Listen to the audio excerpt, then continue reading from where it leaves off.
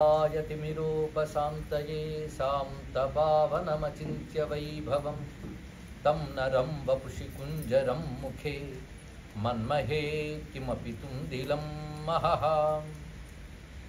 शरणं करवाणि शर्मदं ते चरणं वाणि चराचरोपजीव्यं करुणामसृणैः कटाक्षपातैः कुरु माम् अम्बकृतार्थसार्थवाहं शारदा शारदाम्भोजवदना वदनाम्बुजे सर्वदा सर्वदास्माकं सन्निधिः सन्निधिं क्रियात् विमलपटी कमलकुटी पुस्तकरुद्राक्षसस्तहस्तपुटी कामाक्षि पक्ष्मलाक्षी कलितविपञ्ची विभासि वैरिञ्ची वागर्थाविव सम्पृक्तौ वागर्थप्रतिपत्तये जगतः पितरौ वन्दे पार्वती परमेश्वरौ गुरवे सर्वलोकानां भिषजे भवरोगिणां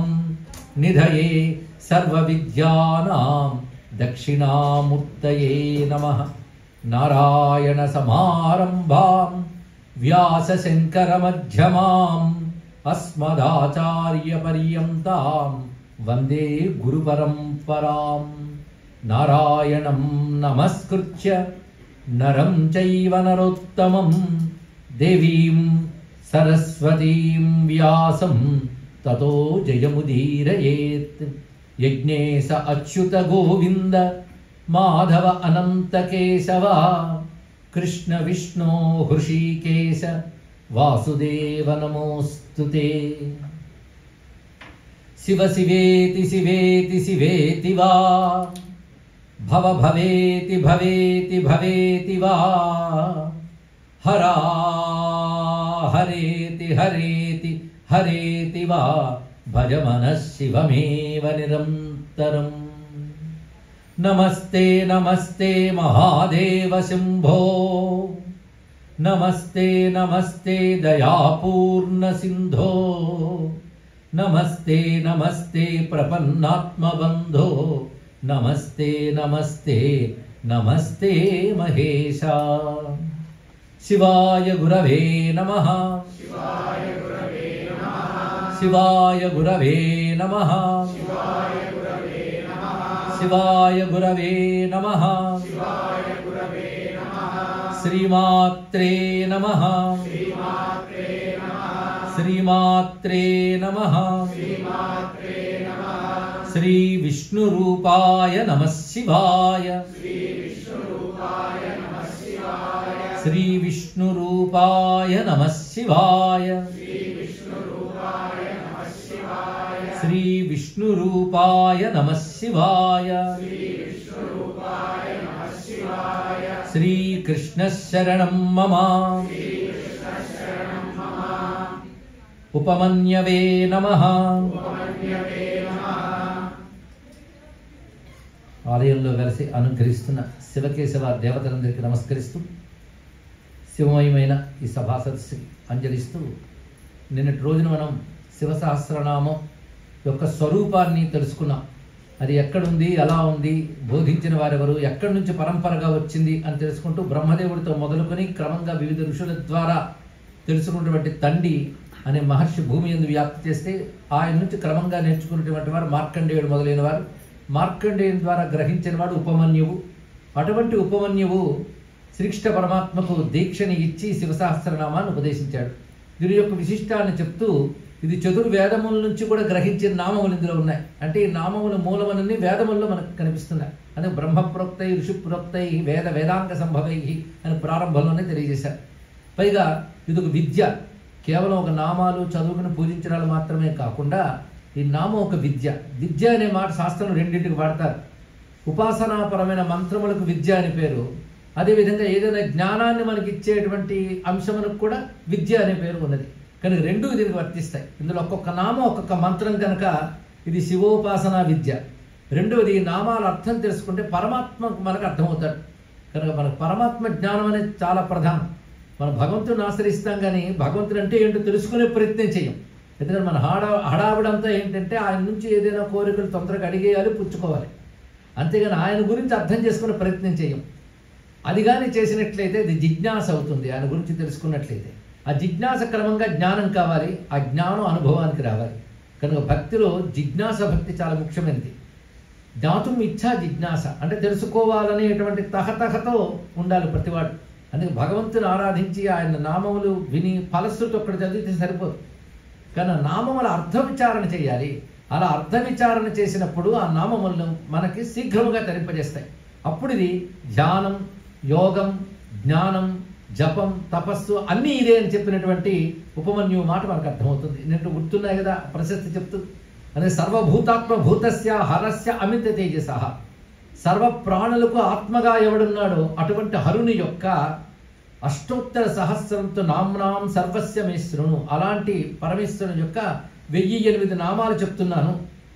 ఇది యచ్చుత్వామనుజ వ్యాఘ్ర, ఇది చదవడం తర్వాత అటుంచి వినడం మాత్రం చేతే సర్వాన్ కామాన్ వాప్స్యసి, సర్వకామములు పొందగలవు అని చెప్తున్నాడు ఉపమన్యు. అంతేకాకుండా మొత్తం అయిన తర్వాత దీని స్వరూపాన్ని వివరిస్తున్నారు. అది కూడా మనం ఆదిగానే తెలుసుకోవాలి. ఇది తెలియడం వల్ల ఏంటంటే ఒక విషయం తెలుసుకునేటప్పుడు దాని స్వరూపం ఏమిటి, దాని స్వభావం ఏమిటి, దాని ప్రభావం ఏమిటి, మూడు తెలిసినప్పుడు ఆ విషయంపై మనకి మనస్సు నిలుస్తుంది. అలాగే శివశాస్త్రం యొక్క గొప్పతనం ఏం చెప్తున్నా అంటే, ఇంతవరకు నేను ఇప్పుడు 1008 నామాలు చెప్పాను, కానీ ఇవే కాదు ఇంకా చాలా చాలా నామాలు ఆయనకున్నాయి.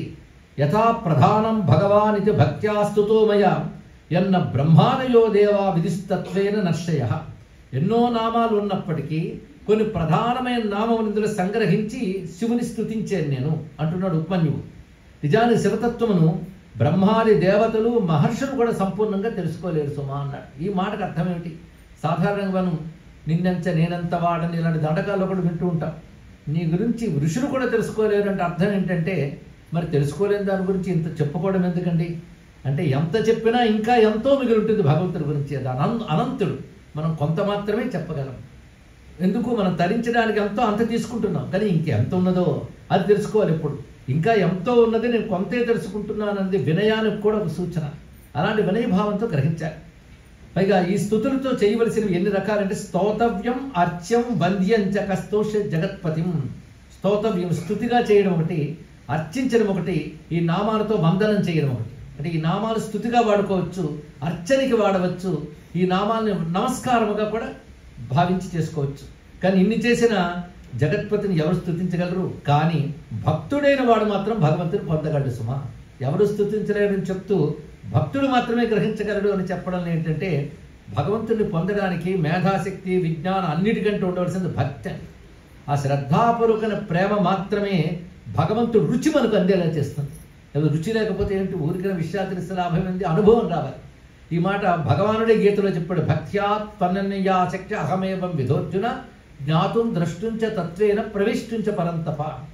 భక్తి చేత మాత్రమే, అది అనన్యమైన భక్తి చేత మాత్రమే నా గురించి తెలుసుకోగలరు, నన్ను చూడగలరు, నాలో ప్రవేశించగలరు అని మూడు చెప్పాడు. జ్ఞాతుం ద్రష్టుంచ తత్వేన ప్రవిష్టం. అందుకు భక్తి కలవాడు. భక్త్యాత్వేవం పురస్కృత్య మయా యజ్ఞపతి విభు. నేను ఈ స్తోత్రము, అర్చన, వందనము ఈ నామాలతో చేశాను, అయితే ఈ నామాలతో భక్తితో చేశాను అన్నాడు. అది కలవాలి. విష్ణు సహస్రం ముందు కూడా భక్త్యా సతతోత్థిత అని చెప్తాడు. దేనికంటే భక్తి ప్రధానమైన అర్హత. మిగిలినవి తెలిసినా తెలియకపోయినా భక్తి ఒక్కటి ఉంటే మిగిలిన దోషాలని తుడిచిపెట్టుకుపోతాయి. అంటే భక్త్యాత్వేవం పురస్కృత్య, నేను భక్తిని ముందు పెట్టుకుని, అంటే భక్తితో కూడి ముందు భక్తి ఉండాలి, తర్వాత స్తోత్రం ఉండాలి. అందుకు పురస్కృత్య అని మాట అన్నాడు ఇక్కడ.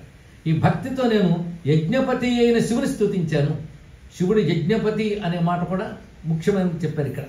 తతోభ్యనుజ్ఞాం సంప్రాప్య స్తుతో మతివతాం వరః శివమేభిస్తువం దేవం నామభి పుష్టివర్ధనే. శివుని అనుజ్ఞతో నేను ఆ శివుని స్తుతించాను అన్నాడు. నిన్ననే చెప్పుకున్న ఆజ్ఞాయోగం, అనుగ్రహ యోగం. ఇక్కడ శివుని అనుమతితోనే చేయగలిగాను. మనం ఏదైనా చేయగలిగామంటే భగవంతుడు అనుమతించాడు కనుక చేయగలిగాం అని అర్థం చేసుకోవాలి. అంటే మనంతర మనం ఏమి చేయలేమన్న మాటని ఉపమన్యు మహాభక్తుడిగా తెలియజేస్తున్నాడు. ఈ నామములు పుష్టివర్ధన నామములు అన్నాడు. చాలా మంచి మాట ఇది. పుష్టివర్ధనే, పుష్టిని పెంచగలిగిన ఈ నామములతో స్తుతిస్తున్నాను అన్నాడు. ఈ పుష్టివర్ధన అనే మాట చాలా మనకు త్రయంబక మంత్రంలో కూడా వస్తుంది. పుష్టివర్ధనుడు. పుష్టి అంటే అర్థం ఏంటంటే, ఏదైనా సమృద్ధిగా ఉంటే పుష్టి అంటారు. అందరి దగ్గరే ఉంటాయి కానీ సమృద్ధిగా ఉండాలి, అదే కదా ప్రతి వారు కోరుకుంటారు. ఈ పుష్టులు ఎన్ని రకాల వేదమే చెప్పింది. ఒకటి వాక్పుష్టి, జ్ఞానపుష్టి, ధనధాన్య పుష్టి, గృహక్షేత్ర ఆరామ పుష్టి, ఆరోగ్య పుష్టి అని చాలా చాలా పుష్టులు చెప్తున్నాయి. ఆ పుష్టులు పెంచగలిగే నామములు ఇవి అన్నారు. అంటే ఈ నామముని భక్తితో అనుసంధానం చేస్తే ఈ చెప్పిన పుష్టులన్నీ వస్తాయి. ఒక్క మాటలో పుష్టులు 2 భాగాలు చేశారండి. ఎంతవరకు చెప్పినవే కాకుండా పుష్టులు 2 విధాలుగా ఉండాలి. ఒకటి శారీరక పుష్టి, రెండవది మానసిక పుష్టి. అంటే శరీరం కూడా పుష్టిగా ఉండాలి. అంటే ప్రతి అవయవం ఆరోగ్యవంతంగా పనిచేయడమే పుష్టి, మరొకటి కాదు. అలాగే మానసిక పుష్టి అంటే మనస్సు కూడా ధైర్యంగా ఉండడం, శాంతంగా ఉండడం, తృప్తిగా ఉండడం, జ్ఞానంగా ఉండడం, ఇవన్నీ మానసిక పుష్టి. జ్ఞాన పుష్టి కూడా ఉండాలి కదా, అది మానసిక పుష్టి అని చెప్పారు. అలాంటి పుష్టులు వర్ధింపజేసే నామములు ఇవి. అంత గొప్ప శక్తివంతమైన నామములు. వీటితో నేను స్తుతించాను. ఎవరైతే దీన్ని శ్రద్ధగా పఠిస్తారో వారు పరబ్రహ్మమునే పొందుతారన్నారు. అంటే మోక్షమే సిద్ధిస్తుంది. ఏతద్ధి పరమం బ్రహ్మ పరం బ్రహ్మాది గచ్చతి ఋషయశ్చైవ దేవాస్త స్తువం చేతేన తత్పరం. ఋషులు దేవతలు కూడా ఈ నామాలతో ఆ పరమాత్మను స్తుతిస్తూ ఉంటారు. పైగా మరొకటి నియతాత్మభిహి. ఎలా స్తుతిస్తారని చెప్పినప్పుడు ఇవన్నీ మనకు నియమాలు. నియతాత్మ అంటే మనస్సు నిగ్రహించుకున్న వారై ఋషులు దేవతలు కూడా స్తుతిస్తూ ఉంటారు. ఇలా స్తుతించడం చేత భగవంతుడు వారికి ఏమిస్తున్నా అంటే భక్తానుకంపీ భగవాన్ ఆత్మ సంస్థాకరో విభు. గొప్ప శాస్త్రీయ పదాలు ఉంటాయండి ఈ గ్రంథంలో. భక్తానుకంపీ భగవంతుడు ఒక లక్షణం ఉంది. భక్తుల పట్ల దయ ఆయనకుంటుంది. భక్తుడు ఏ విధంగా తనను ఉపాసిస్తున్నాడో దానికి తగ్గట్టుగా అనుగ్రహిస్తాడు. భక్త అనుకంపి, అనుకంప అంటే దయ. భక్తుల పట్ల దయ కలిగిన భగవానుడు ఆత్మ సంస్థాకర, ఆ భక్తులకి ఆత్మ సంస్థాకరుడు అవుతున్నాడు. ఇది చాలా మంచి వేదాంత శబ్దం. అతను చేసేది ఏమిటంటే చివరిది. ముందు పుష్టివర్ధన అంటే ఐహిక పారలౌకిక సుఖాలు అయిపోయాయి. ఆత్మ సంస్థాకర, ఆత్మ సంస్థ చేస్తున్నాడు అన్నాడు. ఇది చాలా ముఖ్యమైన అంశం. ఎందుకంటే ఆత్మ అంటే భగవంతుడనే అర్థం కదా, పరమాత్మే. ఎక్కడుంటాడు? ప్రతి వారి హృదయంలో అహమాత్మ గుడాకేశ చదువుకుంటున్నాం. అసలు సృష్టిలో మొదట ఉన్నది ఆత్మే. సృష్టికి ముందే ఉంది, తర్వాత ఆకాశాదులన్నీ వచ్చాయని మనకు తెలుసు. ఆత్మను ఆధారం చేసుకుని ఇవన్నీ ఉంటాయి. ఇవేమీ లేకపోయినా ఆత్మ ఉంటుంది. కానీ ఆత్మయందు ఎవడు నిశ్చితుడై ఉంటాడో వాడు ముక్తి పొందిపోతాడు. మన శరీరాలతోనూ ప్రపంచంలోనూ మన మనస్సును పెడతాం. అయితే శరీరం లేదా ప్రపంచం, ఆత్మయందు మనస్సు పెడుతున్నామా? పెట్టే ప్రయత్నం చేస్తాం కానీ మన వల్ల కాదు. ఈ శివశాస్త్రం కానీ శ్రద్ధగా చదివితే శివుడు మనల్ని ఆత్మయందు కూర్చోబెడతాడు అన్నాడు. ఇక్కడ ఆత్మ సంస్థాకర అంటే మనకి ఆత్మయందే పెడతాడు మన బుద్ధిని. అంటే బుద్ధి ఆత్మయందు ఉంటే అది మోక్షం, బుద్ధి ప్రపంచం వైపు ఉంటే బంధం. ఇంతే తెలుసుకుంటే చాలు. ఎక్కడుందో ఎవరికి వారే నిర్ణయించుకోవాలి, ఇంకోటి చెప్పనక్కర్లేదు. ఇక్కడ ఎంత తిప్పినా ప్రపంచం వైపు పోతూ ఉంటుంది బుద్ధి. అలా కాకుండా పరమాత్మ ఎందు నిలిచిపోయింది అనుకోండి, వాడు ఇక్కడే ముక్తి. ఎక్కడ పోయిన తర్వాత ముక్తి కాదు. కానీ మరణానంతరము పరలోకములు చేరుట కాదు, ఇక్కడే మనం పొందాలి. పైగా మరొక మాట చెప్పాడు మన శంకరాచార్యులు వారు, ఇక్కడ పొందలేకపోతే ఎక్కడా పొందలేవు అన్నాడు. యచేదేవేది మహతో వినష్టి అనే మనకి ఉపనిషత్తులో ఉంది. ఇక్కడ తెలుసుకోకపోతే ది గ్రేటెస్ట్ లాస్ అన్నాడు. ఇక్కడ ఎంత మానవ జన్మ వచ్చేది ఇక్కడ తెలుసుకోలేదు అనుకోండి, ఎంతకంటే లాస్ మరొకట్లేదు. అని విలువ తెలిసిన వాడికి ఈ వాక్యం అర్థమవుతుంది. లేని వాడికి ఏముందండి, తిన్నా తిరిగా సంపాదించాం, పిల్లల కన్నా వాళ్ళకి డబ్బులు ఇచ్చో చచ్చిపోయాం, తప్పేముంది అంటారు. కానీ ఇది ఒకటే కాదు కదా జీవుడు అంటే, తర్వాత ఎన్నున్నాయి. ఎవడైతే ఆత్మ సంస్థాకరుడో వాడికి జనన మరణాలు లేవు. ఎవడి దేహ సంస్థాకరుడో వాడి దేహంతో తాదాత్మ్యం చెందాడు కనుక దేహం పోయిక మళ్ళీ దేహాలు వస్తాయి. ఆత్మ సంస్థాకరుడికి ముక్తి అది. అది ఎవరివ్వగలరు? భగవంతుడే ఇస్తాడు. దానికి తగ్గట్టు మనం తయారవ్వాలంతే ఇక్కడ. కానీ ఈ నామమును శ్రద్ధగా అనుసంధానం చేసిన వాడికి భక్తానుకంపి అయిన భగవానుడు ఆత్మ సంస్థాకరుడు అవుతున్నాడు. అనగా కైవల్యాన్ని ఇస్తాడు, మోక్షదాయకుడు. దీని ద్వారా తథైవచ మనుష్యేయే మనుష్యేషు ఏ మనుష్య ప్రధానత ఆస్తికా శ్రద్ధదానాశ్చ బహుభిర్జన్మభిస్తవై భక్త్యా హరణ్యమీశానం పరం దేవం సనాతనం కర్మణ మనసా వాచ భావేన అమిత తేజస. ఇవన్నీ కూడా సాధకుడు ఉండవలసిన లక్షణాలు చెప్తున్నారు. నిన్న చెప్పుకున్న ఆస్తికుడు, శ్రద్ధధానుడు. ఆస్తికుడు అంటే ఆత్మ యొక్క ఉనికిపై, భగవంతుని ఉనికిపై విశ్వాసం కలిగిన వాడు ఆస్తికుడు. అలాగే శాస్త్రముల యందు నమ్మకం కలిగిన వాడు శ్రద్ధావంతుడు. కానీ ఆస్తికుడు, శ్రద్ధ కలిగిన వాడు అనేక జన్మల పుణ్య విశేషం చేత వచ్చిన భక్తితో ఈశానుని స్తుతిస్తాడు. అంటే ఇవాళ మనం భగవంతుని ఆరాధిస్తున్నాం అంటే వెనకాల అనేక జన్మల పుణ్యాలు ఉండాలండి. పుణ్యాలు లేని వాడికి భగవంతుడి వైపు బుద్ధి వెళ్ళదు. పవిత్రమైన అంతఃకరణ లేకపోతే భగవంతుడి మనస్సు ఎలా వెళ్తుంది? అందుకే ఇక్కడ మంచి మాట అంటున్నాడు, బహుభిర్జన్మభి అనేక జన్మల నుంచి చేసి వచ్చినటువంటి పుణ్యముల చేతను వాడికి ఆస్తిక శ్రద్ధదాన భక్తి లక్షణం కలుగుతాయి. పై ఎటువంటి భక్తి అంటే భక్త్యా అనన్యమైన భక్తితో ఈశానం పరం దేవం సనాతనం, అందరికీ శాసకుడైన వాడు, సర్వోత్కృష్టుడు, సనాతనుడైన దేవుని యందు కర్మణ మనస వాచ అంటే త్రికరణాలతోనూ కూడిన భావంతో అలాంటి భక్తితో అనేక జన్మల పుణ్య విశేషం ఉన్నవాడు ఈ నామాలతో స్తుతిస్తున్నాడు. అయితే ఈ నామాలను ఎప్పుడు చదవాలి? కూర్చుని ఎప్పుడు చదివినా భగవన్నామములు భగవత్తత్వము సర్వకాల సర్వావస్థల్లో మననం చేసుకోవాలి. అందుకే శివసహస్రనామాలు ఎలా అనుసంధానం చేయాలని చెప్తున్నాడు కనుక నిన్న ఉపోద్ఘాతంలో చెప్పనివి ఇప్పుడు చెప్పుకుంటున్నాం. శయాన జాగ్రమాణాశ్చ వ్రజన్ ఉపవిశంస్తథా ఉన్మిషన్ నిమిషంశ్చైవ చింతయంత పునః పునః శృణ్వంతః శ్రావయంతశ్చ కథయంతశ్చ తే భవం స్తువంత స్తూయమానాశ్చ తుష్యంతి చ రమంతి చ. కొన్ని భగవద్గీత వాక్యాలు విష్ణు సహస్ర వాక్యాలు గుర్తుంటుంటాయి, అన్నీ ఒక భారతంలోవే కదా. శయాన నిద్రిస్తున్న సమయంలో, అంటే నిద్రపోతే చేయగలనా అంటే జపిస్తూ నిద్రపో, తర్వాత ఏమైనా పర్వాలేదు. కనుక భగవన్నామములు భగవత్తత్వము కూడా శయాన అంటే పడుకున్నప్పుడు కూడా, జాగ్రమానాశ్చ మెలకువగా ఉన్నప్పుడు, వ్రజన్ నడుస్తూ ఉన్నప్పుడు, ఉపవిశన్ కూర్చున్నప్పుడు, ఉన్మిషం నిమిషంశ్చైవ అంటే కనులు తెరిచినప్పుడు కనులు మూసుకున్నప్పుడు కూడా, చింతయంతః నిరంతరం చింతన చేయాలి. కనుక చింతనకి సమయ నియమాలు లేవండి, ఎల్లవేళలా చింతన చేయాలి. నిరంతరం ఈ నామములు అంటే నామములలో చెప్పబడ్డ శివతత్వము, శివలీలలు, వీటిని పునః మాటి మాటికి చింతన చేస్తూ శృణ్వంతః శ్రావయంతః అదేవిధంగా వింటూ వినిపిస్తూ, కథయంతశ్చ అంటూ, కథయంతః అంటే అంటున్నవారై అని అర్థం. ఇక్కడ కథనం అంటే అనుట, కనుక శృణ్వంతః శ్రావయంతః కథయంతః ఇన్ని రకాలుగా భవం ఆ పరమేశ్వరుని స్తువంతః స్తూయమానశ్చ స్తోత్రం చేస్తూ స్తోత్రం చేయిస్తూ తుష్యంతి చ రమంతి చ సంతోషిస్తుంటారు, ఆనందిస్తూ ఉంటారు అని చెప్పాడు ఇక్కడ. అంటే ఇన్ని విధాలుగా భగవంతుడితో చేస్తున్నప్పుడు దీనివల్ల నాకేం ప్రయోజనం అని కాకుండా ఆ భగవంతుడితో అనుకుంటూ ఉన్నా అన్నా విన్నా ఒక ఆనందం ఉంటుంది. ఆ ఆనందాన్ని అనుభవిస్తుంటారు వారు. అంతేగాని చదివిసిన వెంటనే నాకేంటట అనడం కాదు. ఇక్కడ ఆ చదువుతున్నప్పుడు ఆనందించాలి, అంటున్నప్పుడు ఆనందించాలి. అందుకే మహానుభావులు భగవన్నామ స్మరణ చేసేటప్పుడు ఈ నామం వల్ల నాకేదో వస్తుందని చూడరు, ఆ నామం అనడం అనే భాగ్యం నాకు వచ్చింది కదా అనుకుంటారు ఇక్కడ. అందుకే పులక శరీరులై ఆనందపయోధి నిమగ్నులై ముదముందునను యశమ్ము గలవారెందరో మహానుభావులని త్యాగే చెప్పినది. వాళ్ళు అంటున్నప్పుడే పులక శరీరులై ఆనంద సముద్రం లీనమవుతారు. అంటే ప్రేమ ముప్పిరుగును వేళ నామము పలికేవారు అన్నారు. అంతేగాని నామం చేయమన్నారు కానీ 10 సార్లు చేసి సరిపోతుందా అండి? ఎవరికి సరిపోతుంది? ప్రేమగా అన్నప్పుడు ప్రశ్న ఉంటుందండి, హాయిగా అంటూ ఉంటారు. కానీ అంటూ వింటూ అనుకుంటూ అదే స్తుతి చేస్తూ అలా ఉన్నటువంటి వారు తుష్యంతి చ రమంతి చ ఆనందిస్తూ ఉంటారు సమా. అయితే శివుని యందు భక్తి అంటే అంత తేలిగ్గా కలుగుతుందా అన్నాడు ఎవరు? ఉపమన్యువు నాతో ఇలా అన్నాడు అని కృష్ణుడు చెప్తున్నాడు. అది మర్చిపోవద్దు, మనకు ఆచార్యులు కృష్ణుల వారే. ఎంత చక్కటి మాట చెప్తున్నారంటే, ఇవాళ మనకు శివభక్తి కలిగింది అంటే జన్మకోటి సహస్రేషు నానా సంసార యోనిషు జంతోరు విగత పాపస్య భవే భక్తి ప్రజాయతే. గొప్ప మాట చెప్పాడు ఇక్కడ. ఇప్పుడు మనం ప్రకృతిలోకి ప్రవేశించి జీవుడు ఎన్ని కోట్ల జన్మలయ్యిందో తెలియదు. అప్పటి నుంచి భగవంతుడికి దూరమయ్యే ఉంటున్నాం మనం ఇక్కడ. దూరం అంటే అంతా భగవంతుడు, నాలోనూ భగవంతుడు అంటే ఆ స్పృహకు దూరమై ఉన్నాం. అనేక జన్మలు జరిగాయి.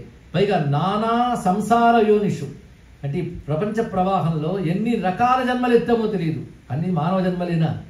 జంతు జన్మలు, వృక్ష జన్మలు, తర్వాత శిలాది జన్మలు, ఇన్ని దాటితే ఆ జన్మల్లోంచి వచ్చినటువంటి పరంపరలో పాపాలు క్రమక్రమంగా కడగబడితే, అప్పుడు వాడికి శుద్ధత ఏర్పడితే, అప్పుడు వాడు మానవ జన్మ వస్తే ఇన్ని పుణ్యాల విశేషం చేత శివుని యందు భక్తి కలుగుతుంది అని అక్కడ. అన్ని జన్మల్లో పుణ్యం ఉండాలి. అది కిందటి జన్మ మొన్నటి జన్మ కాదు, జన్మ కోటి సహస్రేషు నానా సంసార యోనిషు జంతోహు విగత పాపస్య. జంతోహు అంటే జన్మ కలిగిన వాడికి, విగత పాపస్య పాపము లేని వాడికి భవే భక్తి ప్రజాయతే. నాకు ఎంత చెప్పినా భక్తి కలగట్లేదంటే పాపం అంత పుడుతుందండి అని అర్థం. మరి ఇంకో తర్కం అక్కర్లేదు ఇక్కడ. కానీ ఇలా విగత పాపస్య భవే భక్తి ప్రజాయతే. అది శివభక్తి అనేటువంటిది అంత తేలిక కాదు. అందుకే అగస్త్యులు వారు ఒక మాట అంటారు, శివే భక్తి శివే భక్తి శివే భక్తి భవే భవే సదా భూయాత్ సదా భూయాత్ సదా భూయాత్ సునిశ్చల. ఈ శ్లోకంలో ఒకే మాట 10 సార్లు చెప్పినట్టుంది. అదే చాలు. ఏ జన్మ వచ్చినా నాకు పర్వాలేదు, కానీ ఏ జన్మలోనైనా శివభక్తి ఉంటే చాలయ్యా అని చెప్పాడు. అది గొప్ప విషయం. ఎందుకంటే ఆయనకు ఒక చమత్కారి, అదే ఉంటే జన్మలు రావు.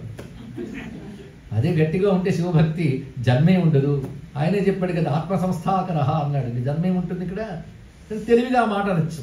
ఇక్కడ ఏ జన్మ వచ్చినా పర్వాలేదు, ఏ ఉపాధి వచ్చినా పర్వాలేదు, భక్తి ఉంటే చాలు. అది గొప్ప గొప్ప మాట. అందుకు అలాంటి భక్తి కలిగి ఉండాలి. అంటే శివ సహస్రమే చెప్పడం కాకుండా శివ భక్తి గురించి కూడా ఇందులో వివరిస్తున్నారు. ఏతద్దేవేషు దుష్ప్రాపం మనుష్యేషు నలభ్యతే నిర్విఘ్న నిశ్చల రుద్రే భక్తి అవ్యభిచారిణి. ఆ రుద్రుని యందు భక్తి, పైగా ఎటువంటి భక్తి అంటే నిర్విఘ్న నిశ్చల అవ్యభిచారిణి. భక్తికి 3 లక్షణాలు ఉంటే అది ముఖ్య భక్తి అనిపించుకుంటుంది. లేదండి నేను గుడికి వెళ్తుంటాను, అప్పుడప్పుడు జపం చేస్తుంటానండి, లేదండి ఎప్పుడు జపం చేస్తున్నానంటే దాన్ని గౌణ భక్తి అంటారు. గౌణ భక్తి అంటే ప్రాథమిక భక్తి లేదా అప్రధాన భక్తి. ముఖ్య భక్తి అంటే ఇలా ఉంటుంది, ఈ లక్షణాలతో. అది నిర్విఘ్న. ఆ భక్తికి ఎప్పుడు ఆటంకం ఉండదు, పైగా అది ఎప్పుడు స్థిరంగా ఉంటుంది. నిశ్చల అవ్యభిచారిణి. వ్యభిచారం అంటే చెదిరిపోవట, నిలకడ లేకుండా మరొక వైపు వెళ్ళిపోవడం. అలా వెళ్లకుండా ఉండడాన్ని అవ్యభిచారిణి అంటారు. నిర్విఘ్న నిశ్చల అవ్యభిచారిణి భక్తికి రుద్రే. ఆ రుద్రుని యందు మనుష్యుడికి లభించడం అనేది అంత తేలిక కాదు సుమా. తస్యైవచ ప్రసాదేన భక్తిరుత్పద్యతే నృణం. చాలా చమత్కారం చెప్తున్నాడు ఇక్కడ. భక్తి వల్ల భగవంతుడు దొరుకుతాడు. ఏ భక్తికి? ఈ భక్తి. అంతేకాని సాధారణ భక్తికి భగవంతుడు వెంటనే దొరికిపోడు. కానీ సాధారణ భక్తి ఉండడం అవసరమే. ఎందుకంటే కొండెక్కాలన్న ముందు అడుగులు వేయాలి కదా. కానీ సాధారణ భక్తి నిరసించడం కాదు, కానీ అదే గొప్ప అనుకోకండి అని చెప్పడం ఇక్కడ. అది గౌణం. దాని నుంచి క్రమక్రమంగా మనం ముఖ్యంగా వెళ్ళాలి. ఈ ముఖ్య భక్తికి పరాభక్తి, అనన్య భక్తి అని అర్థం. ఇక్కడ అన్నీ ఒకదానికి పేరే. ఏకభక్తి, అనన్య భక్తి, పరాభక్తి, ముఖ్య భక్తి, నిశ్చలా భక్తి, నిర్విఘ్న భక్తి, అభిచారిణి భక్తి అంటే ఒకటే. దాని లక్షణాలు ఇవన్నీ కూడా. ఆయన అనుగ్రహం లేనిదే భక్తి రాదు సుమా అన్నాడు. మళ్ళీ ఇది మాట ఇదేమిటండి అన్నాడు. భక్తి ఉంటే భగవద్ అనుగ్రహం లభిస్తుంది అంటున్నారే, మరి ఈశ్వరానుగ్రహం లేనిదే భక్తి రాదు.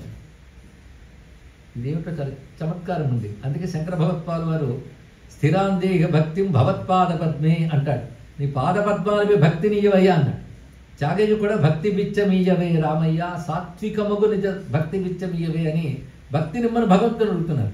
అంటే ఆయన ఇవ్వాలండి భక్తి. కొందరు వచ్చి మీపై ప్రేమ కలిగేటట్టు దీవించండి అంటే వాడికి లేదని అర్థం. ఈయన ప్రేమ కలిగించి దీవించి తెచ్చుకోవాలండి. మరి ఏమిటి దీని అర్థం అంటే నిజంగా భగవద్ అనుగ్రహం లేనిది భగవద్భక్తి రాదు. అంటే అనేక జన్మల పుణ్య విశేషం ఉంటే భగవంతుడి దయ వస్తుంది. ఆయన దయ ఉంటే భక్తి వస్తుంది. దీన్ని బట్టి పుణ్యాల వల్ల భక్తి వచ్చింది అని అనకూడదు. దయ వల్లే భక్తి వచ్చింది అనుకోవాలి. దయ వల్ల భక్తి వస్తుంది, భక్తి వల్ల దయ వస్తుంది. ఏదో ఒకటి చెప్పండి. విత్తనం వల్ల చెట్టు వస్తుంది, చెట్టు వల్ల విత్తనం వస్తుంది. ఏదో ఒకటి చెప్పగలరు మీరు? ఇది అలాంటిదేనండి. ఎంతో కొంత పుణ్యం ఉండి భగవంతుడి దయ ఉంటే కాసింత భక్తి పుడుతుంది. ఆ భక్తిని మనం వృద్ధి చెందించుకుంటుంటే ఆయన దయ ఇంకా లభిస్తుంది. అది అన్వయించుకోవాల్సింది ఇక్కడ. కానీ కాసింత భగవంతుడి వైపు మనస్సు మళ్ళింది అంటే ఎక్కడో ఏదో ఒక పుణ్య విశేషం ఉన్నది, అది వెళ్ళాలి. ఎందుకంటే మనం భక్తి గురించి ఎప్పుడు మాట తెలుసుకోవాలి. మనకి ఈ మధ్య మిడిమిడి వేదాంతాలు ఎక్కువైపోయాయి. 4 ఉపనిషత్తులు చదివేసి మేము జ్ఞానం అండి భక్తి కాదండి అటువంటి దౌర్భాగ్య అంటే మాట నేనలేదు, కృష్ణుడే అన్నాడు. జ్ఞానిని కూడా భక్తుల కింద పెట్టాడు ఆయన. అవునా లేదా? ఆర్తో జిజ్ఞాసరర్థార్థి జ్ఞానీత భరతశభ అన్నాడు. అందుకే జ్ఞాని గొప్ప భక్తుడు అన్నాడు. జ్ఞానంలో భక్తి ఎలా ఉంటుందంటే పరమాత్మ తప్ప మరొకటి ఉండదు. అది జ్ఞానభక్తి గొప్పది. అది కాంచేతీంద్రుడు చంద్రశేఖరేంద్ర సరస్వతి స్వామి ఒక మాట అంటారు, జ్ఞానంలో భక్తి శుద్ధ ప్రేమ రూపంలో ఉంటుందన్నది. వాడు భగవంతుడి నుంచి ఏదో కోరుకోడు, భగవంతుడు ఎందే ప్రేమ కలిగి ఉంటాడు, పరమాత్మ ఎందే. పైన ఎక్కడో లేడు, ఆత్మ సంస్థాకర. అందుకే భక్తికి జ్ఞానానికి ఏం భేదం లేదండి. కానీ మనకు భక్తి తలంచుకున్న స్పందన రాకపోతే మేము జ్ఞాన మార్గాల నుండి అనుకోవడానికి పనికొస్తుంది, అది లేదని తర్వాత తెలుస్తుంది.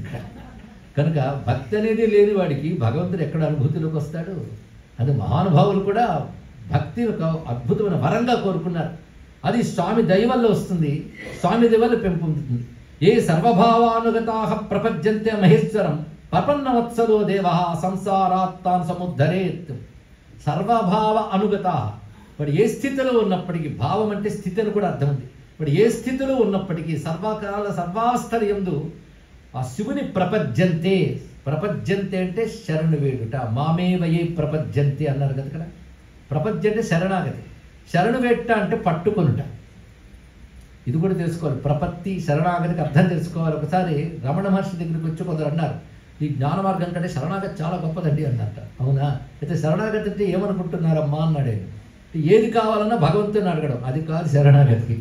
శరణాగతి అంటే భగవంతుడు తప్ప అన్యమేది మనస్సుకు రాకుండా భగవంతుని పట్టుకోవడమే శరణాగతి. భగవంతుడు అంటే ఏమిటో, ఆత్మ అంటే ఏమిటో, పరమాత్మ అంటే ఏమిటో అంతా ఒకటే అర్థం. అందుకే ప్రపంచంతే సర్వభావానుగత, సర్వకాల సర్వావస్థలు యందు భగవంతుని మహేశ్వరుని ఎవడు ప్రపత్తి అవుతున్నాడో ఆయన ప్రపన్న వత్సల. అలా ప్రపన్నుడైన వాడి పట్ల వాత్సల్యాన్ని పుట్టింది. భక్తవత్సలుడు అని పేరు కదా. దానితో ఏం చేస్తారంటే సంసారాంతాన్ సముద్ధరేత్, వాళ్ళని సంసారం నుంచి ఉద్ధరిస్తాడు భగవానుడు. తానే ప్రతిజ్ఞతో చెప్పాడు కదా, మామేవయే ప్రపంచంతే మాయామేతాన్ తరంతితే. మాయన్న సంసారం ఒకటే కనుక అలాంటి ప్రపన్న భక్తి కలిగిన వాడిని భగవానుడు సముద్ధరిస్తాడు సంసారం నుంచి. ఇందులో భక్తి అంటే ఏమిటో చెప్తున్నాడు. భక్తి వల్ల భగవంతుడు ఎలా అనుగ్రహిస్తాడో చెప్తున్నాడు. అంటే శివశాస్త్రంతో పాటు సాధనా మార్గం బోధిస్తున్నాడు ఇక్కడ. భక్తికి ఉండవలసిన సులక్షణాలు నిర్విఘ్న, నిశ్చల, అవ్యభిచారిణి, సర్వభావానుగతా ప్రపంచంతే అనేది భక్తి లక్షణాలు ఇవే. ఇలా చెప్తూ ఏవమన్యే వికుర్వంతి దేవా సంసారమోచనం మనుష్యానా మృతే దేవం నాన్యా శక్తిస్తపో బలం. ఈ విధంగా పరమేశ్వరుని ఆశ్రయించకుండా ఇతరుల వాటి కోసం వాడు తప్పించిపోతూ ఉంటే వాడి తపస్సు వ్యర్థమవుతుందే తప్ప ఫలితం రాదు. కనుక ఎవడైతే పరమేశ్వరుని శరణు వేడుతున్నాడో వాడి తపస్సే సాధనకి ఫలమిస్తుంది. అంతేగాని ఆయన విడిచిపెట్టి ఇతరులను ఆశ్రయించినట్లయితే అది వృధాశ్రమ. వృధాశ్రమ అని చెప్పడం దాని యొక్క ఉద్దేశం. మనము వెళ్ళవలసిన ఊరికి చక్కగా ప్రయాణం చేసి పెడితే గమ్యం చేరుతాం. అలా వెళ్లకుండా దారి తప్పి ఎంతో నడిచి నేను ఇంత నడిచేనండి నా గమ్యం ఎందుకు రాదు అంటే ఆ నడక ఏమవుతుందండి? వృధాశ్రమం అవుతుంది. అందుకే పరమేశ్వరుని శరణ వేయకుండా ఇతరముల వైపు వెళ్ళే వారి యొక్క సాధనలు తపస్సులు అంతా కూడా అవి కేవలం వ్యర్థం సుమ అని చెప్తూ ఇది తేనేంద్ర కల్పేన భగవాన్ సదసస్పతి. అటువంటి సదసస్పతి అయిన శివుడు, తర్వాత ఈ నామానికి అర్థం నామాల్లో వస్తుంది, అప్పుడు చూసుకోం. సదసస్పతి అయిన శివుని ఇంద్రుడితో సమానమైన తండ్రి అనే శుభబుద్ధి కలిగిన మహర్షి స్తుతించాడు. అంటే 1000 నామాలని అటువంటి భక్తితో స్తుతించాడు ఆ మహానుభావుడు. కనుక ఈ నామాల ఫలం రావాలి అంటే తొందరగా ఈ భక్తి భావం బలంగా ఉండాలి. అందుకే మానేశానండి అని ఒక ఆయన అన్నారు. ఎలాగో భక్తి లేదు ఎందుకంటే సహస్రనామాలు చదవడం. సహస్రనామాలు చదవగా పాప ప్రక్షాళనే భక్తి రావచ్చు కనుక చదవాలి. అప్పుడు ఆ భక్తితో చదువుతామే అది పనికొస్తుంది తప్పకుండా. భక్తితో చేసేటప్పుడు తండ్రి స్తవమేతం భగవతో బ్రహ్మా స్వయమధారయత్ గీయతే చ సబుద్ధేత బ్రహ్మా శంకర సన్నిధౌ. మునిపే చెప్పినట్లుగా బ్రహ్మదేవుడు మొదటిగా ఈ నామాలని శంకర సన్నిధౌ ఈశ్వర సన్నిధిలో గానం చేశాడు. గానం అంటే అర్థం పాడడం కాదు, కళ్యాణ రాగంలో పాడారో మోహన్ రాగంలో పాడారో కాదు. గానం అంటే ఆనందానుభూతితో పలికితే దాన్ని గానం అంటారు. అది శాస్త్ర భాషలో గానం అంటే అదే అర్థం. కానీ గీయతేచ అలా గానం చేశాడు అని బ్రహ్మవేత్తలు తెలుసుకున్నారు ఈ విషయాన్ని. ఇదం పుణ్యం పవిత్రంచ సర్వదా పాపనాశనం యోగదం మోక్షదం స్వర్గదం తోషదం. ఇన్ని మహిమలు శివశాస్త్ర నామాలకున్నది. ఇది పుణ్యం పవిత్రం. పుణ్యం అంటే దేనివల్ల మనం పవిత్రం అవుతామో దాని పుణ్యం అని పేరు. అలా పవిత్రం చెయ్యగలిగే దాని పుణ్యం అంటారు. దానివల్ల వచ్చిన పవిత్రతని పవిత్రం అంటారు. ఇది పుణ్యము పవిత్రము కూడా. అన్ని విధాల పాపాలని పోగొడుతుంది, యోగాన్ని ఇస్తుంది, మోక్షాన్ని ఇస్తుంది. యోగము మోక్షం. యోగం అంటే మోక్ష ఉపాయం. ఉపాయం కూడా ఇది ఇస్తున్నది, మోక్షాన్ని ఇస్తున్నది. స్వర్గదం తోషదం. స్వర్గదం అంటే పైలోకాల్లో లభించే సుఖాలు అది ఇస్తున్నది. తోషదం ఈ లోకంలో మనకు సంతృప్తిని ప్రసాదిస్తుంది. అంటే ఇహలోక పరలోక సుఖాలతో పాటు మోక్షాన్ని ఇస్తున్నది. ఎప్పుడైనా సరే భగవత్ సంబంధమైన సాధన మనకి ఈ రెండు ఇస్తుంది. ఇహలోక పరలోక సుఖాలకు భుక్తి అంటారు, మోక్షాన్ని ముక్తి అంటారు. కలిపితే భుక్తి ముక్తి అంటారు. ఆ భుక్తి ముక్తి రెండూ ఇవ్వగలదు. ఏవమేతత్ పఠంతే యా ఏకభక్త్యాతు శంకరం. ఇలాగ ఈ స్తోత్రాన్ని ఏకభక్తితో ఎవడు స్తుతిస్తాడో శంకరుని, యా గతిం సాంఖ్యయోగానా వ్రజంచేతాం గతిం తదా. సాంఖ్యయోగులు పొందిన గతిని పొందుతారు. ఎవరు? ఏకభక్తులు. ఇంతవరకు ఏకభక్తి అని చెప్తున్నాం కదా. ఏకభక్తి కలిగిన వారు ఈ స్తోత్రం చేస్తే సాంఖ్యయోగులు పొందే గతిని పొందుతారు. సాంఖ్యయోగులు అంటే భగవద్గీతలో 2వ అధ్యాయం సాంఖ్యయోగం. సాంఖ్యయోగం అంటే జ్ఞానయోగం. కానీ జ్ఞానయోగంతో ఏ గతి లభిస్తుందో ఏకభక్తితో ఈ నామాలను అనుష్ఠించే వారికి అదే గతి లభిస్తుంది అని స్పష్టం చేశాడు. అందుకు ఉద్ధవ గీతలో కృష్ణుడు చెప్తాడు, పరాభక్తి అదేవిధంగా జ్ఞానభక్తి రెండు ఒకే గతినిస్తాయి. అంటే బ్రహ్మజ్ఞానం ద్వారా దేన్ని పొందుతారో పరాభక్తి ద్వారా దాన్నే పొందుతున్నాము అని రెండిటికి గమ్యం లక్ష్యం ఒక్కటే, రెండు వేరు వేరు కాదు అని చెప్పిన మాటను ఇక్కడ ఏకభక్తితో ఈ శివనామాలను ఎవరు స్తుతిస్తూ శంకరుని ఆరాధిస్తారో వారు అటువంటి పరాగతిని పొందుతారు. సుమా స్తవమేత ప్రయత్నేనా సదా రుద్రస్య సన్నిధౌ, రుద్రస్య సన్నిధౌ శివ సన్నిధిలో ప్రయత్నేనా నువ్వు ప్రయత్నపూర్వకంగా చెయ్యి. అందుకని కుదిరితే చేస్తాను కాదు, కుదుర్చుకో. చాలామంది కుదరట్లేదండి అంటే చెయ్యాలని ఇష్టం లేదండి అని అర్థం ఇక్కడ. అందుకు మాట ఉంది, నీకు కోరుకుంటూ నువ్వే చేస్తాను, దేరి అంటారు కదా. మనం చాలా మటుకు చేయలేకపోతున్నానే అంటే అని చెయ్యకపోవడానికి కారణాలు వెతుకుతుంటాం. అంటే మన మనసులో చెయ్యాలని ఉద్దేశం లేదు కనుక దాన్ని సమర్థించుకోవడానికి చెయ్యలేకపోవడానికి కారణాలు వెతుకుతాం. బిజీగా ఉన్నానండి, పొద్దున్న లేవడం కష్టమని. ఇవన్నీ కూడా అసలు విషయం ఏంటంటే నాకు చెయ్యడం ఇష్టం లేదండి అనేది. అదే చెయ్యకపోవడానికి కారణాలు ఎలా వెతుకుతున్నారో చెయ్యడానికి కారణాలు వెతకండి, సులభంగా దొరుకుతాయి. కావాలనుకుంటే ఎన్ని చేయట్లేదండి మనం. అందుకే కావాలనుకున్న వాడికి ముఖ్యం, వాడి ప్రయత్నాలు చేస్తారు. ప్రయత్నేనా అనే మాట అంత గొప్ప విషయం. నీ వైపు ప్రయత్నం ఉండాలి, ప్రయత్నపూర్వకంగా చూడాలి. చాలామంది కుతూహలంతో మంత్రాలకు తీసేసుకుంటూ ఉంటారు, కానీ సాధన మాత్రం వెనక్కి పెట్టేస్తుంటారు. దానికి ఏం చేస్తామండి, పొద్దున పరిగెత్తాల్సి వస్తుంది. ఏం మంత్రం పుచ్చుకున్న లేదు బుద్ధది. సాధన అనేటువంటిది అరే చిన్నది పొందడానికి నువ్వు ఎంతో కాలం ఎంతో శ్రమ పడాల్సి వస్తుంది. ఉత్కృష్టమైన భగవత్ అనుగ్రహం పొందడానికి ఎంత కష్టపడాలో ఆలోచించండి. ఇక్కడ అది సులభంగా వచ్చేయాలి నీకు. అందుకే ప్రయత్నేనా అనే మాట చెప్తున్నాడు. ఇది శాస్త్రం అండి, ఇది గుర్తి మహిమాన్వితమైన గ్రంథం మాత్రమే కాదు, శాస్త్రం. శాస్త్రం ఎప్పుడు కూడా లక్షణం చెప్తుంది, అది ఎలా పొందాలో చెప్తుంది. కనుక ఉండవలసిన లక్షణాలన్నీ చెప్పాడు. దానితో ప్రయత్నేనా శివ సన్నిధిలో చేయన్నాడు. శివ సన్నిధిలో అంటే నేను శివుడు కనబడతాడు ఏంటి సన్నిధిలో చేయడానికి అంటే ఆలయానికి వెళ్ళి చేస్తే మంచిదండి, మంచిదే. అంతేకాదు మొత్తం శివ పూజ చేసి ఆ శివుడి దగ్గర కూర్చొని చదివితే అద్భుతమైన ఫలితం వస్తుంది. అందుకే శివారాధన రుద్రాభిషేకం చేసిన తర్వాత ఒక్కసారి అందరూ భక్తిగా శివశాస్త్రం చదువుకుంటే శివసన్నిధి అయింది. అయితే శివసన్నిధి అనే మాటకు ఇంకొక అర్థం ఏంటంటే శివుని హృదయంలో భావించి చేస్తే అదే శివసన్నిధి. అది ముఖ్యమైన విషయం. శివుడి సన్నిధిగా ఉన్నాడు, దగ్గరే ఉన్నాడని భావన చేయాలండి. కొంతమంది అక్కడే భగవంతుని పెట్టుకుంటారు, ఇక్కడ కొట్టుకుంటూ ఉంటారు. గుళ్ళకెళ్తే తెలుస్తుంది ఈ విషయం. పైగా అందరూ గుళ్ళో చాలా పెద్దవాళ్ళే. నాది ఈ పదవి, నువ్వు ఇదే పదవి, నువ్వు గొప్ప నేను గొప్ప, అందరికంటే గొప్పవాడు కూడా ఉన్నాడు, లోపల స్పృహ ఉండదు. అంటే అక్కడ దేవుడున్నాడు స్పృహ పక్కన పెట్టి అహంకారాలు ఎలా ఉంటాయి. అలాగే దేవుళ్ళ ముందే కొట్టుకునే వాళ్ళు చూస్తాం. అంటే వాళ్ళ సాన్నిధ్య భావం లేదు. సాన్నిధ్య భావం లేనప్పుడు విగ్రహం ముందు నిలబడ్డా వ్యర్థమైనది. సాన్నిధ్య భావం ఉండాలి. నీకు ఆ సాన్నిధ్య భావం కలిగించడం కోసమే విగ్రహం అక్కడ ఉంది. అది ఉంటూ ఉన్నప్పుడు ఎలా ఉండాలి, భగవంతుడి సన్నిధిలో ఎలా ఉండాలి. ఒక పెద్ద ఆయన వస్తేనే జాగ్రత్తగా ఉండాలి, సాక్షాత్ భగవత్ సన్నిధిలో ఉండాలి ఇక్కడ. అందుకే శివస్య సన్నిధౌ అది మాటకి రుద్రస్య సన్నిధౌ అబ్దమేకం చరిద్భక్త ప్రాప్నుయా దీక్షితం పదం. ఇక్కడ కొన్ని ప్రయోగాలు చెప్తున్నాడు, ఈ విధంగా చేయవచ్చు, చేస్తే ఈ ఫలితం అని.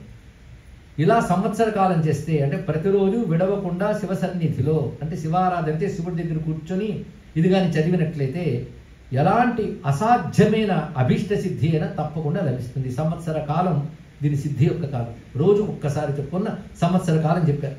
ఆ తర్వాత ఇది వచ్చిన క్రమం అంతా నిన్న మనం చెప్పుకున్నది వస్తుంది. బ్రహ్మ నుంచి ఇంద్రుడికి ఇలా క్రమంగా తండ్రి మహర్షి ద్వారా మార్కండేయునికి, మార్కండేయుని ద్వారా నాకు అని ఉపన్యుడు చెప్తున్నాడు ఇక్కడ. ఈ పఠనం వల్ల స్వర్గం, ఆరోగ్యం, ఆయుష్యం, ధన్యం వేదేన సంహితం. ఇది స్వర్గమునిస్తున్నది, ఆరోగ్యాన్ని ఇస్తున్నది, ఆయుష్నిస్తుంది. ఇది ముఖ్యం. మాకు ఇవన్నీ కాదండి, మీ జ్ఞానంలో ఎందుకు భగవద్గీత బోల్డ్సార్లు చదివేశాం, ఉపనిషత్ క్లాసెస్కి కాదు. ఇది లేకపోతే అది కూడా వినలేదు. కానీ ఆరోగ్యం, ఆయుష్, ధన్యతనిస్తుంది. ధన్యం అంటే అర్థం ఏది పొందాలో అది పొందితే దాని పేరు ధన్యత, దాన్ని ఇస్తున్నది.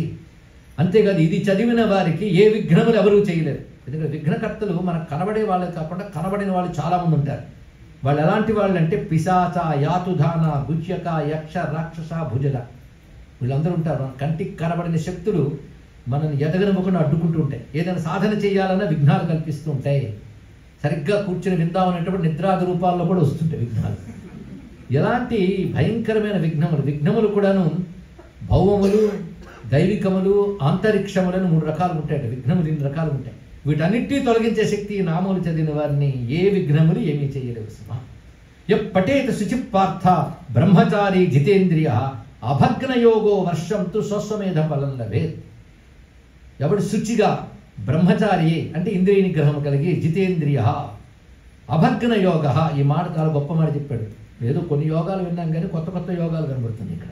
అభగ్న యోగం, అలాగే భగవద్గీతలో కూడా మనం కర్మయోగ ధ్యాన యోగాలు అన్నాం కానీ కృష్ణుడు ఒక మంచి యోగం చెప్పాడు. అభ్యాస యోగ యుక్తేన, విన్నారా? అభ్యాస యోగ యుక్తేన చేతసాన అనన్యగామిన. అభ్యాస యోగం అన్నిటికంటే గొప్పది అదండి. నిరంతరం చేసేది అభ్యాసం, ప్రాక్టీస్, అది చెయ్యాలి. అభ్యాస యోగంతో అభగ్న యోగము. అభగ్న యోగం అంటే అర్థం ఒక కాలం నిర్ణయించుకున్నాక మధ్యలో ఆపకూడదు, దాన్ని అభగ్న యోగం అంటారు ఇక్కడ. అలా సంవత్సర కాలం, అంతేకాదు నెల రోజులు అభగ్న యోగం చేసినా యజ్ఞఫలం లభిస్తుంది. నెల రోజులు. ఇమం స్తవం సన్నియతేంద్రియశ్చ భూత్వా శుచిర్యః పురుష పఠేత అభగ్నయోగో నియతో మాసమేకం సంప్రాప్నుయాద్ అశ్వమేధే ఫలం యత్. ఇది మొత్తం శివశాస్త్రాలు అయిపోయిన తర్వాత మనకు అధ్యాయంలో వాక్యం కనబడుతుంది. ఇది కనీసం నెల రోజులు అభగ్నయోగంగా చేసిన శివశాస్త్రం అద్భుతమైన ఫలితాలు ఇస్తుంది. ఇప్పుడు చెప్పిందంతా ఎలాంటిదంటే, ఒక మందు మనం కొన్నప్పుడు దాని ముందు అన్ని చదువుకుంటాం, డోసేజు, దాని తర్వాత దానికి పథ్యాలు, ఎలా వాడాలి, ఎలాంటి ఫలితాలు ఇస్తాయి, అన్ని దాని ఉంటాయి కదా. అలా చదువుకొని ఉన్నాయి వాళ్ళు ఇప్పటివరకు. శివసహస్రం చదివే వాడికి ఎటువంటి మనస్సంస్కారం ఉంటే ఎటువంటి ఫలితం లభిస్తుంది, ఎన్ని రకాల అద్భుతమైన ఫలితాలు ఇస్తాడు అన్నీ ఇందులో తెలియజేశారు. అదేవిధంగా నియమం ఏమిటి అంటే శుచి అయి ఉండాలి. అంటే స్నానాదులు చేసుకుని శుచిగా భస్మధారణ చేసుకుని రుద్రాక్ష ధారణ చేస్తే శివారాధనకి అంతకంటే గొప్ప యోగ్యత మనకుట్లేదు. భస్మ రుద్రాక్ష ధారణ శుద్ధినిస్తున్నది. అలా చేసి చదువుకోవడం ఒకటి. అది నిర్మలమైన అంతఃకరణం కూడా శుచి. అది అంత తేలిగ్గా రాదులేండి అనుకుంటాను. మనసు చాలా నిర్మలమండి, అప్పుడు అలా అనిపిస్తుంటుందండి. చాలా కష్టం. అందుకే ముందు దేహాదులు శుచి చేసుకోవాలి, మనస్సు శుచి అనేది అంత తేలిక కాదు. అదే అయితే ఏ సాధన ఎందుకండి, అది నిర్మలం ఎప్పుడు అయితే సాధనే అక్కర్లేదు. అందుకే వీలైనంత చెడు ఆలోచనలు వస్తున్న పక్కకు మరల్చే ప్రయత్నం చేస్తూ నిర్మలమైన శుచి పరిస్థితిలో కూర్చుని మనోనిగ్రహంతో దీన్ని అభగ్న యోగంగా చదివితే మాసంలోనే అనేక యజ్ఞములు చేసిన ఫలితాలు పొందవచ్చు. అంటే యజ్ఞముల వల్ల వచ్చే అభిష్ట సిద్ధులన్నీ లభిస్తాయి. ఎందుకంటే యుగంలో వచ్చేటప్పుడు కొన్ని సాధనలు తగ్గిపోతుంటాయి. పూర్వయుగంలో అనేక యజ్ఞములు చేస్తే కానీ చిత్తశుద్ధి వచ్చేది కాదు, పాపాలు పోయేవి కాదు. ఇప్పుడేం పాపాలకేం కొలవలేదు, యజ్ఞాలు చేయడానికి అవకాశం లేదు. అందుకే ఋషి ఏం చేశారంటే దివ్యములైన నామయజ్ఞాలను మనకి ఇచ్చాడు. అది తెలుసుకోవాలి. ఇక్కడ నామయజ్ఞం చేయాలి. అంటే నామాన్ని యజ్ఞం చేయాలి, చదివితే సరిపోదు. ఆ నామం భావన చేయాలి, చింతన చేయాలి. అప్పుడు నామ యజ్ఞం అవుతుంది, నామం యోగం అవుతుంది. ఇది తెలుసుకోవాలి. నామం యజ్ఞం కావాలంటే అది పుట్టి ఉచ్చారణ సరిపోదు. నామోచ్చారణతో తరించిపోతారని ఎక్కడ చెప్పలేదు, నామస్మరణతో తరిస్తారన్నారు. ఇప్పుడు విన్నారు. అది స్మరణ అంటే ఏమిటి? పలకడం కాదు, పలికితే ఉచ్చారణ, ఆలోచిస్తే విచారణ, ఆలోచించి జ్ఞాపకం పెట్టుకుంటే స్మరణ. అది నామస్మరణ అంటే అర్థస్పృహ కలిగి ఉండాలి. అర్థస్పృహతో చేసినదే శక్తివంతం అవుతుందని ఉపనిషత్తు చెప్తుంది. వీర్యవత్తరం భవతి అన్నది ఇక్కడ. అర్థస్పృహ ఉండాలి. కానీ ఎంత చదివినా యాంత్రికంగా చదివేయకుండా అర్థస్పృహ కలిగి ఉండాలి. అహంకార రాహిత్యం చాలా ప్రధానం. నేను చాలా గొప్పవాడిని, నన్ను మించిన వాళ్ళు భావం ఏమొచ్చిందో పడిపోతాం. వినయమైన భక్తి, ప్రేమ భక్తితో కూర్చొని అర్థస్పృహతో చదివితే ఏ యజ్ఞము, ఏ యాగము, యోగము లేకుండానే సిద్ధి పొందొచ్చు. ఎంత గొప్ప విషయం. నా కుండల్ని రాదు, తన చక్రాలు దాటలేను, ఏం అక్కర్లేదు. దీన్ని భక్తిగా చదువుకో, అన్నీ ఆయన ఇస్తాడు. ఇంకా అవి వస్తే వాటుకున్న అహంకారాలు మనకు ఉపనిషత్తు అర్థమైపోయింది ఒక అహంకారం వస్తుంది, ప్రమాదం. కనుక అద్భుతమైన ప్రేమ రూపమైన చిత్తవృత్తి వస్తే అహంకారం ఉండదు కదా. ప్రేమలో అహంకారానికి తావులేదు. అహంకారం అడిగితే కానీ ప్రేమ లేదు. అని ఈశ్వరస్యాప్యభిమాన ద్వేషిత్వాత్ దైన్యప్రియత్వాచ్చ నారదుడు భక్తి సూత్రాలు చెప్తాడు. భగవంతుడు అహంకారం అంటే అసహ్యంట, అభిమాన ద్వేషి అంటే అహంకారం అంటే ఆయనకు నచ్చదు. దైన్యప్రియత్వాచ్చ అహంకార రాహిత్యం ఆయనకి ఇష్టమైనది. అలాంటి ప్రక్రియతో భగవన్నామములు చేసుకోవడం అనేది ప్రక్రియగా తెలియజేస్తూ ఇది ఈ నామముల మహిమ అని చెప్తున్నారు. ఈ నామములన్నీ చెప్పిన తర్వాత అక్కడ ఋషులందరికీ 3 శివుడిలోకి వెళ్ళిపోయింది. ఇంకా తాదాత్మ్యం చెంది ఒక్కొక్క ఋషి లేచి తాను శివారాధన చేసుకుని ధరించారని వాళ్ళ పరిచయాలు చేసుకుంటున్నారు. అంటే ఇవాళ ఒక గౌరవ స్థానంలో సిద్ధులు పొందున్నారు అంటే అది ఆ శివుని మహిమ వల్లే మాకు లభించిందని అనేక మంది ఋషులు చెప్పారు. ఎవరెవరో పేర్లు చెప్పారు, వాళ్ళు ఏం చెప్పారో నేను చెప్పట్లేదు, ఎందుకంటే నేను శివశాస్త్రం చెప్పాలి. వాళ్ళు ఏం చెప్పారో చెప్తూ ఉంటే మరికొన్ని రోజులు పడుతుంది, కానీ అవి బాగుంటాయి వినడానికి. అందులో వాళ్ళ పేర్లు కపిల మహర్షి చెప్తున్నాడు, ఆయన్ని ఆరాధన చేశారు. అలాగే చారు శిష్యుడైన ఋషి వాల్మీకి మహర్షి, పరశురాముడు, విశ్వామిత్రుడు, అసితుడు, దేవలుడు అని పేరు కలిగిన ఋషి. అంటే ఆ ఋషికి 2 పేర్లు. గృత్స్నమధుడు వామదేవుడు, జగీషవ్యుడు, గర్గ మహర్షి, పరాశర మహర్షి, మాండవ్య మహర్షి, గాలవ మహర్షి మొదలైన వారు, ఇంకా చాలామంది, వీరందరూ కూడా చెప్తున్నారు. ఒక్క మాటలో చెప్తూ, ఎవరైతే ఈ స్తవ రాజాన్ని పఠిస్తారో వారు భక్తి ఇవన్నింటి ముక్తే. అవి లేకుండా చదివిన వాడి ముందు పాపనాశనం జరిగి ఉత్తమగతులు వస్తాయి. ఎలాగో అంటే, యావంత్యస్య శరీరేషు రోమకూపాని భారత తావంత్యబ్ద సహస్రాన్ని స్వర్గే వసతి మానవ. ఈ చదివేవాడి మనుష్య శరీరంలో ఎన్ని రోమకూపాలు ఉంటాయో అన్ని వేల సంవత్సరములు స్వర్గలోకంలో ఉంటాడు వాడు అన్నాక. అంత అద్భుతమైన ఫలితాన్ని ఇవ్వగలిగిన శివసహస్రనామం అనే స్తోత్రం వినే యోగం మనకి శివుని దయ వల్ల, శివుని అనుజ్ఞ వల్ల లభించదని సద్భావంతో దీన్ని గ్రహించే ప్రయత్నం చేద్దాం. ప్రారంభిస్తున్న నామాలు అయితే మనం అన్ని నామాలు పూర్తిగా వ్యాఖ్యానించుకోలేం, కానీ మిగిలిన సమయం అంతా నామ వ్యాఖ్యానాలకి వాడుకుంటున్నాం. నామముల యందు ఏమేమి ఉంటాయో మనం తెలుసుకోవాలి. నామముల యందు పరమేశ్వరుని గురించి చెప్తాయి నామములు. నామములు ఎందుకనేది మనం విష్ణు సహస్రనామం చెప్పేటప్పుడు కూడా చెప్పుకున్నాం. జ్ఞానాన్ని ఒక కాంపాక్ట్ ఫారంలో ఇవ్వడానికి నామములు వచ్చాయి. ఇంత వాల్యూమ్స్ ఆఫ్ నాలెడ్జ్ ఏదైతే ఉంటుందో అంత మనకు గుర్తుండడం కష్టం. ఒక నామంలో దాన్ని దట్టించేస్తారు. ముందు చదివేసుకున్న ఒకసారి కూర్చుని నామానికి అర్థం ఏమిటా అని ఆలోచిస్తుంటే ఆ జ్ఞానం అంతా బయటకు వస్తుంటుంది. ఒక్క నామంలో ఎన్ని అర్థాలు దాగి ఉంటాయి. ఇందులో ఎలాంటి నామాలు ఉంటాయి అంటే, భగవాన్ని నిర్గుణము సగుణము రెండింటినీ చెప్తాయి నామములు. నిర్గుణ సగుణము అంటే చాలా మందికి అవగాహన కలిగి ఉంటుంది. పరమాత్మని పరమాత్మగా చూస్తే నిర్గుణం, ఆయనే సృష్టి స్థితులన్నీ చేస్తూ జగత్తును నడుపుతున్నాడంటే సగుణం. ఇది తేడా. పరమాత్మని పరమాత్మగా అంటే ఎప్పుడు శాశ్వతంగా ఉన్నవాడు, నిరాకారుడు, నిరంజనుడు, నిర్వికల్పుడు, ఇలాంటి శబ్దములు వాడతాం కదా. అజరహ అమరహ అంటే ముసలితనం లేనివాడు, మరణం లేనివాడు, ఆనంద స్వరూపుడు, శాశ్వతమైన వాడు, ఇవన్నీ నిర్గుణ స్వరూపుడు. ఆ నిర్గుణుడైన వాడు సృష్టి స్థితులైన చేయడానికి తనైన శక్తితో వస్తాడు, అప్పుడు సగుణుడు అంటాం. సగుణుడు ఆయనే, నిర్గుణుడు ఆయన. అందుకు సగుణ నిర్గుణ రెండు పరమాత్మే. కానీ సగుణ బ్రహ్మము, నిర్గుణ బ్రహ్మము అంటాం. కానీ బ్రహ్మమేగా, ఇందులో ఒకటి తక్కువ, ఒకటి కాదు, ఎక్కువ కాదు, రెండూ బ్రహ్మమే. ఇది తెలుసుకోవాల్సిన. పంచదారగా తింటాడు, ఇంకోటి పంచదారతో బొమ్మ చేసుకుని తింటాడు. పంచదార బొమ్మ సగుణం అయితే పంచదార నిర్గుణం, కానీ రెండు ఒకటేగా ఎరుకు కలిగి ఉంటే చాలు ఇక్కడ. అందుకే నిజమైన భక్తులు సగుణ నిర్గుణాలు వాదన చేయరు. సగుణమైన నిర్గుణమైన బ్రహ్మమే. ద్వే బ్రహ్మని వేదితవ్యే మూర్తంచ అమూర్తంచ అని శాస్త్రం చెప్తుంది. మూర్తము అమూర్తమని బ్రహ్మము రెండు విధాలుగా చెప్తారు. అందుకని సగుణ సాకారుడైనప్పుడు భక్తులను అనుగ్రహించడానికి, లోకాన్ని అనుగ్రహించడానికి రెండు పనులు వచ్చాయి ఇక్కడ. లోకాన్ని అనుగ్రహించడం అంటే లోకాన్ని నడపడం. ఏం చేస్తున్నాడు భగవంతుడు అన్నట్టు ఒక ఆయన, నీ చేత మాట్లాడిస్తున్నాడు ఆయన అన్నాడు గురువు. అదే ఆయన పని. నిత్యము జగత్తును నడుపుతూనే ఉంటాడు కదా. నిత్యలీల అంటారండి దాన్ని. నిత్యలీల అంటే జగతిని నడపడమే నిత్యలీల. ప్రతి కణంలో ప్రపంచం ఉంటుంది, ప్రతి క్షణంలో ప్రపంచం ఉంటుంది. అణువు మొదలు బ్రహ్మాండం వరకు ఎవరి చైతన్యం చేతి జగత్తు నడుస్తుంది, అది నిత్యలీల. ఇక మరొక లీల ఉన్నది, అది అనుగ్రహ లీల, కృపాలీల. అది ఆయా భక్తుల యొక్క తపస్సుకు సంతోషించి తనను తాను ప్రకటించుకుంటాడే, అది కృపతో చూపించే లీల. ఈ రెండు లీలలు భగవచ్చేష్ట. భగవచ్చేష్టని లీల అంటారు అని మనం అనేక వాళ్ళు చెప్పుకున్నాం. మనం ఏదో పని చేసిన లీలండి అనకూడదు, నీ కర్మండి అన్నాం. కానీ భగవంతుడి పనిని లీల అంటున్నాం. కనుక లీలలు సగుణం దగ్గరకు వస్తాయి. ఆయన స్వతసిద్ధంగా నిర్గుణుడు. ఆ నిర్గుణ తత్వం చెప్పబడుతుంటుంది. కనుక ఇందులో కొన్ని నామాలు నిర్గుణుడైన పరమాత్మ చెప్తే, కొన్ని నామాలు సగుణుడైన పరమాత్మ చెప్తాయి. సగుణుడు అనగానే సత్యస్వరూపుడు, అహింసాస్వరూపుడు, దయాస్వరూపుడు, కరుణామయుడు, ప్రతాపవంతుడు, ఇవన్నీ గుణములు. ఆ గుణములు అనంత గుణములు, అనంత కళ్యాణ గుణములు అంటారు. ఇవి సగుణ నామాలు. మనకి సగుణ నామాలు ఆయన అనుగ్రహ సంకేతాలుగా మనకి లభిస్తుంటాయి. అంతేకాదు ఈ సగుణ నామాల్లో మళ్ళీ లీలలుగా ఆయన చూపించిన రూపాలు ఉంటాయి. శివుడు ఎన్నో రూపాలు ధరించాడు. ఆ రూపాలు, దానికి సంబంధించిన వృత్తాంతాలు, అవన్నీ కూడా సగుణ నామాల్లో కనిపిస్తుంటాయి. కానీ శివుడు చేసిన అనేక లీలలు ఆ నామాల్లో గోచరిస్తుంటాయి. ఒక నామం బట్టి ఆ లీలని మనం అనుసంధానం చేసుకోవచ్చు. కనుక నామముల్లో లీల ఉంటుంది, తత్వం ఉంటుంది. తత్వం అంటే నేను చెప్పే నిర్గుణ సగుణ వివేకం పేరు తత్వం.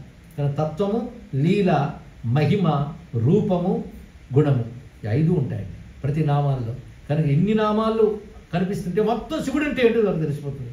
కనుక సహస్రనామాలనే ప్రక్రియ ఉందే అద్భుతం. హిందూ మతంలో మాత్రమే దొరక ఒక అద్భుతం అండి సహస్రనామాలు. లలితమ్మ తీస్తే లలితా సహస్రం, ఇది శివ సహస్రం. ఇంకా మనకు ఓపిక ఉండాలి కానీ సరస్వతి సహస్రం, దుర్గా సహస్రం, రామ సహస్రం, కృష్ణ సహస్రం, ఇవన్నీ ఏమిటంటే ఆ భగవంతుడికి సంబంధించిన సంపూర్ణమైన జ్ఞానాన్ని 1000 నామాల్లో నిక్షిప్తం చేసి పెడతాడు. ఆ 1000 నామాలు అర్థ వివేచనతో తెలుసుకుంటే మొత్తం భగవంతుడు అర్థమైపోతాడు. కానీ శివసహస్రనామం ద్వారా మనకి ఎవరు అర్థమవుతారు? ఇప్పుడు శివుడు అర్థమవుతాడు. శివుడు అంటే ఏంటో తెలుస్తాడు. అందుకే 1000 నామాల్లో సమకూర్చారు. 1000 ఎందుకంటే మనం గతంలో విష్ణువు గురించి చెప్పినప్పుడే చెప్పాం, అనంతవాచి 1000 అనేది అనంతాన్ని తెలియజేస్తుంది. కానీ భగవంతుడు అనంతుడు గనక ఆ అనంత తత్వాన్ని సహస్రసంఖ్యతో మనం తెలుసుకునే ప్రయత్నం చేస్తున్నాం. మొదటి నామములు స్థిరస్థాను ప్రభుర్భీమ ప్రవరో వరదో వర. శ్రద్ధా భక్తులు కలిగినటువంటి వారు పుస్తకాన్ని కూడా దగ్గర పెట్టుకుని రిఫర్ చేసుకుంటూ కూడా వినుకోవచ్చు, తప్పేం లేదు. అప్పుడు ఇంకా ఏకాగ్రత ఉంటుంది. ఎప్పుడైనా కళ్ళు మూతలు పడితే పన్నివ్వకుండా చూస్తుంటుంది. స్థిరస్థాను ప్రభుర్భీమ ప్రవరో వరదో వర సర్వాత్మ సర్వవిఖ్యాత సర్వకరో భవ.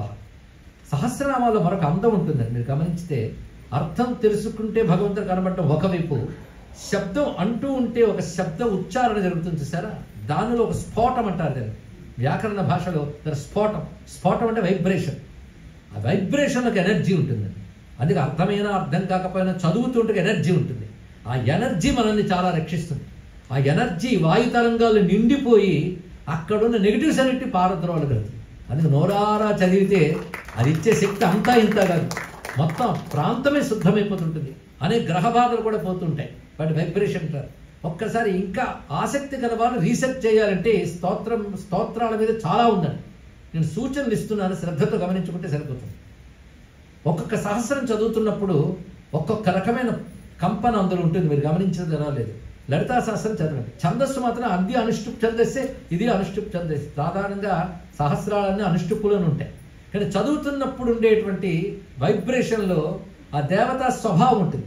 పరమాత్మ ఒక్కడైనా వివిధ దేవతాకారాలు ధరించినప్పుడు ఒక్కొక్క దానికి ఒక్కొక్క భావం ఉంటుంది. ఆ భావానికి తగ్గ రూపం ఉంటుంది. కానీ రుద్రుడు అన్నప్పుడు ఉండేడు భావం ఉందే, ఇది చదువుతుంటే తెలుస్తుంది. అయితే ఒక్కటే కోరిక ఏంటంటే తప్పులు లేకుండా చదవాలి. లేకపోతే ఆ వైబ్రేషన్స్లో తేడాలు వచ్చేస్తాయి కదా. ఎక్కడ లఘు పలకాలు, ఎక్కడ గురువు పలకాలు తేడా వస్తే అవి తేడా వచ్చేస్తాయి. పైగా అక్షర దోషం, అర్ధ దోషం కూడా వచ్చేస్తుంది. తప్పులు లేకుండా మాత్రం చదవాలి. అర్థం తెలిసినా తెలియకపోయినా తప్పులు లేకుండా చదివితే, అందుకే గురువు దగ్గర కూర్చుని నేర్చుకోవయ్యా అని చెప్పడం. అది ఉపదేశం లేకుండా చేయకూడదండి అన్నాడు ఒక ఆయన. అవును, ఉపదేశం లేకుండా చేయకూడదంటే అర్థం గురువు దగ్గర నేర్చుకుని చేస్తే తప్పులు రావు. ఎక్కడ విరవాలి, ఎక్కడ కలపాలి ఇది తెలియాలి. అది చదువుతున్నప్పుడు ఒక ప్రకంపంలోనే దేవతా స్వభావం మీకు తెలిసిపోతుంది. విష్ణు శాస్త్రం చదువుతున్నప్పుడు ఒక స్వరూపం కనబడుతుంటుంది. విశ్వం విష్ణు వషట్కారో భూత భవ్య భవ ప్రభు. అది కల్పించేటప్పుడు మొత్తం కలుపుతుంటే కలిగే అనుభూతి వేరు. మాటల్లో వర్ణించలేం, కానీ ఆ విష్ణు అనే భావం ఆ చదువుతున్న శబ్దంలోనే ఉంటుందండి. అలా లలితా శాస్త్రానికి రండి. శ్రీమాత శ్రీ మహారాజ్ఞి అచ్చం లాలిత్యంతో కూడినటువంటి ఒక పరదేవత కూర్చున్నట్టు ఉంటుంది లలితా శాస్త్రం చదువుతుంటే. మీరు పరిశీలించి అలాగే రుద్రుని యొక్క ఈ నామాలు చదువుతున్నప్పుడు ఆ ఎనర్జీ మరొకలా ఉంటుంది, ఆసక్తిలా ఉంటుంది. అంటే భగవంతుడు ఒకడే కావచ్చు, వివిధ భావాలతో వివిధ రూపాలతో వచ్చినప్పుడు తత్సంబంధమైన శక్తి అంతా అందులో ఉంటుంది. కానీ తత్వత పరతత్వం మాత్రం ఒకటైన ప్రతిపాదన జరుగుతుంటుంది. ఇందులో కూడా పరతత్వంగానే, పరమ ఉత్కృష్టమైన పరబ్రహ్మముగానే చెప్పబడుతూ ఉంటాడు శివుడు ఇక్కడ. కానీ చదువుతున్న తీరులో ఆ శబ్ద ప్రకంపనలు అంత గొప్పగా ఉంటాయి. శివతత్వం అంతా ప్రతిపాదింపబడుతుంది. మొట్టమొదటి నామమే స్థిర, స్థాణు. స్థిర అనే మాట చాలా విశేషం. ఇది నిర్గుణపరమైన నామంగా చెప్పచ్చు. స్థాణు కూడా అది. ఎందుకంటే ఉపనిషత్తుల్లో చెప్పబడ్డ పరతత్వము, పరబ్రహ్మం యొక్క నామాలు ఎన్నో శివశాస్త్ర నామాలు కనబడతాయి. ఉపనిషత్తుల్లో చెప్పబడ్డ ఏ పరతత్వం ఏమిటి? బ్రహ్మము, నిర్గుణ బ్రహ్మం అని అంటాం మనం. అదే ఇందులో కనబడుతుంటుంది. ఆ మాటకు వస్తే శివనామం కూడా ఉపనిషత్తులో ఉంది, అనేక చోట్ల కనబడుతుంది. మాండుక్యోపనిషత్తులోనే ప్రపంచోపశమం శాంతం శివం చతుర్థం మన్యంతే అద్వైతం అన్నాడు. అక్కడ శివశబ్దం వాడాడు ఇక్కడ. అందుకే ఒక పెద్ద ఆయన గొప్ప మాట అన్నాడు, వేదములు గోవులైతే ఉపనిషత్తులు పొదుగులైతే అది పితుగ్గా వచ్చిన క్షీరమే శివతత్వం అన్నాడు. ఇక్కడ అంత బాగా చెప్పాడు. ఉపనిషత్తులు ముఖ్యం అంటే ఉపనిషత్తులు పొదుగు, ఆవుంటేనే పొదుగు, వేదం ఉంటేనే ఉపనిషత్తు.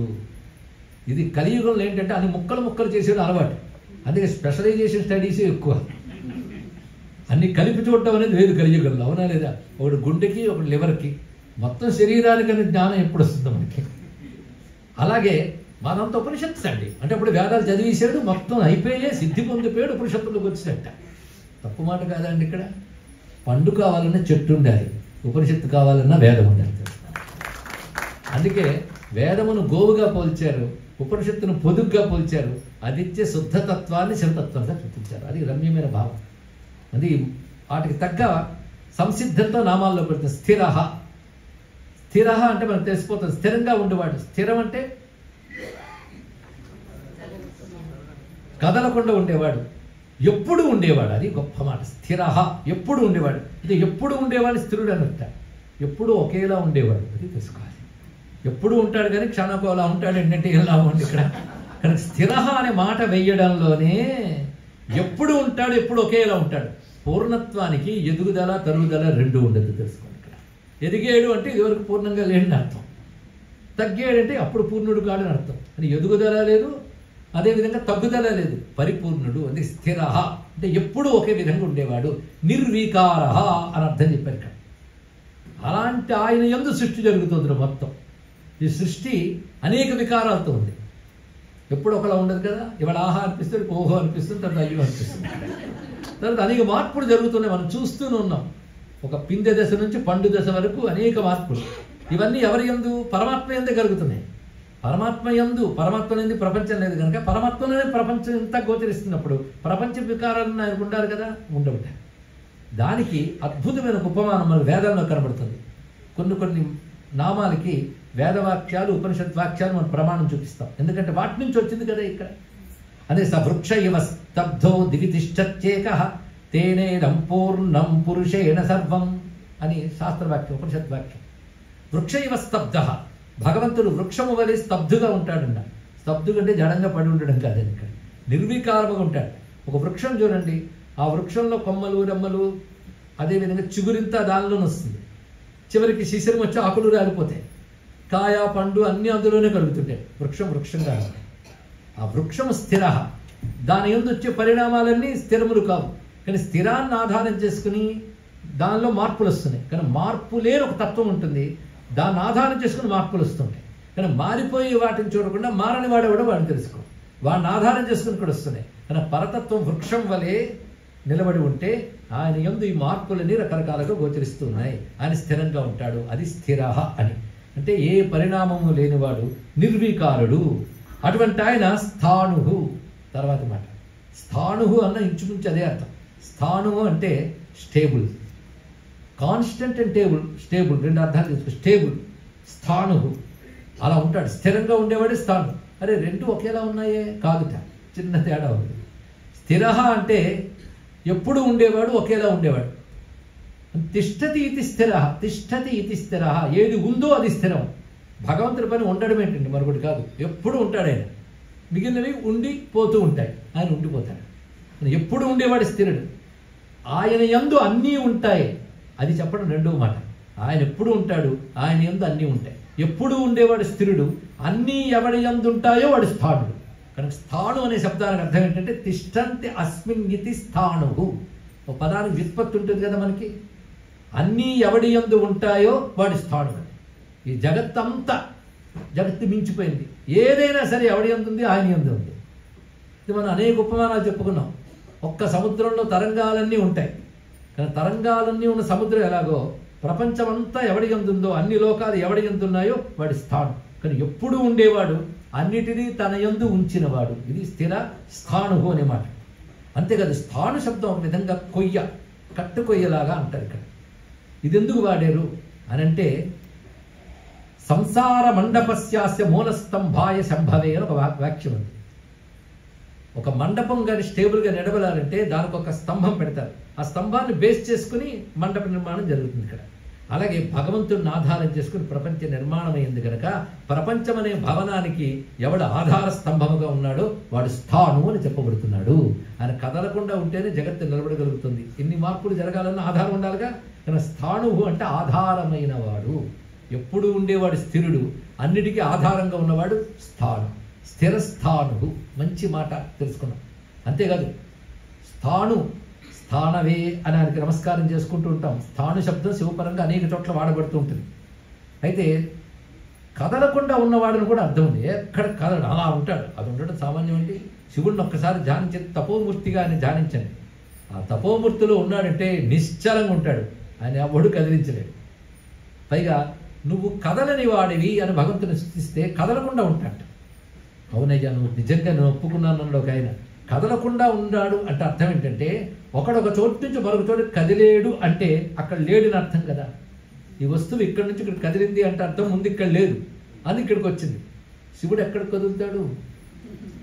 ఆయన లేనిది ఎక్కడ, కానీ ఇక్కడి నుంచి ఇక్కడ కదలంటే అక్కడ ఉండకుండా ఉండాలి కదా. ఆయన లేకపోవడం అనేది లేదు కనుక ఆయన స్థాను, కదలని వాడు అని మాట చెప్పారు. స్థిరస్థాను, ఎంత రమ్యమైన మాట.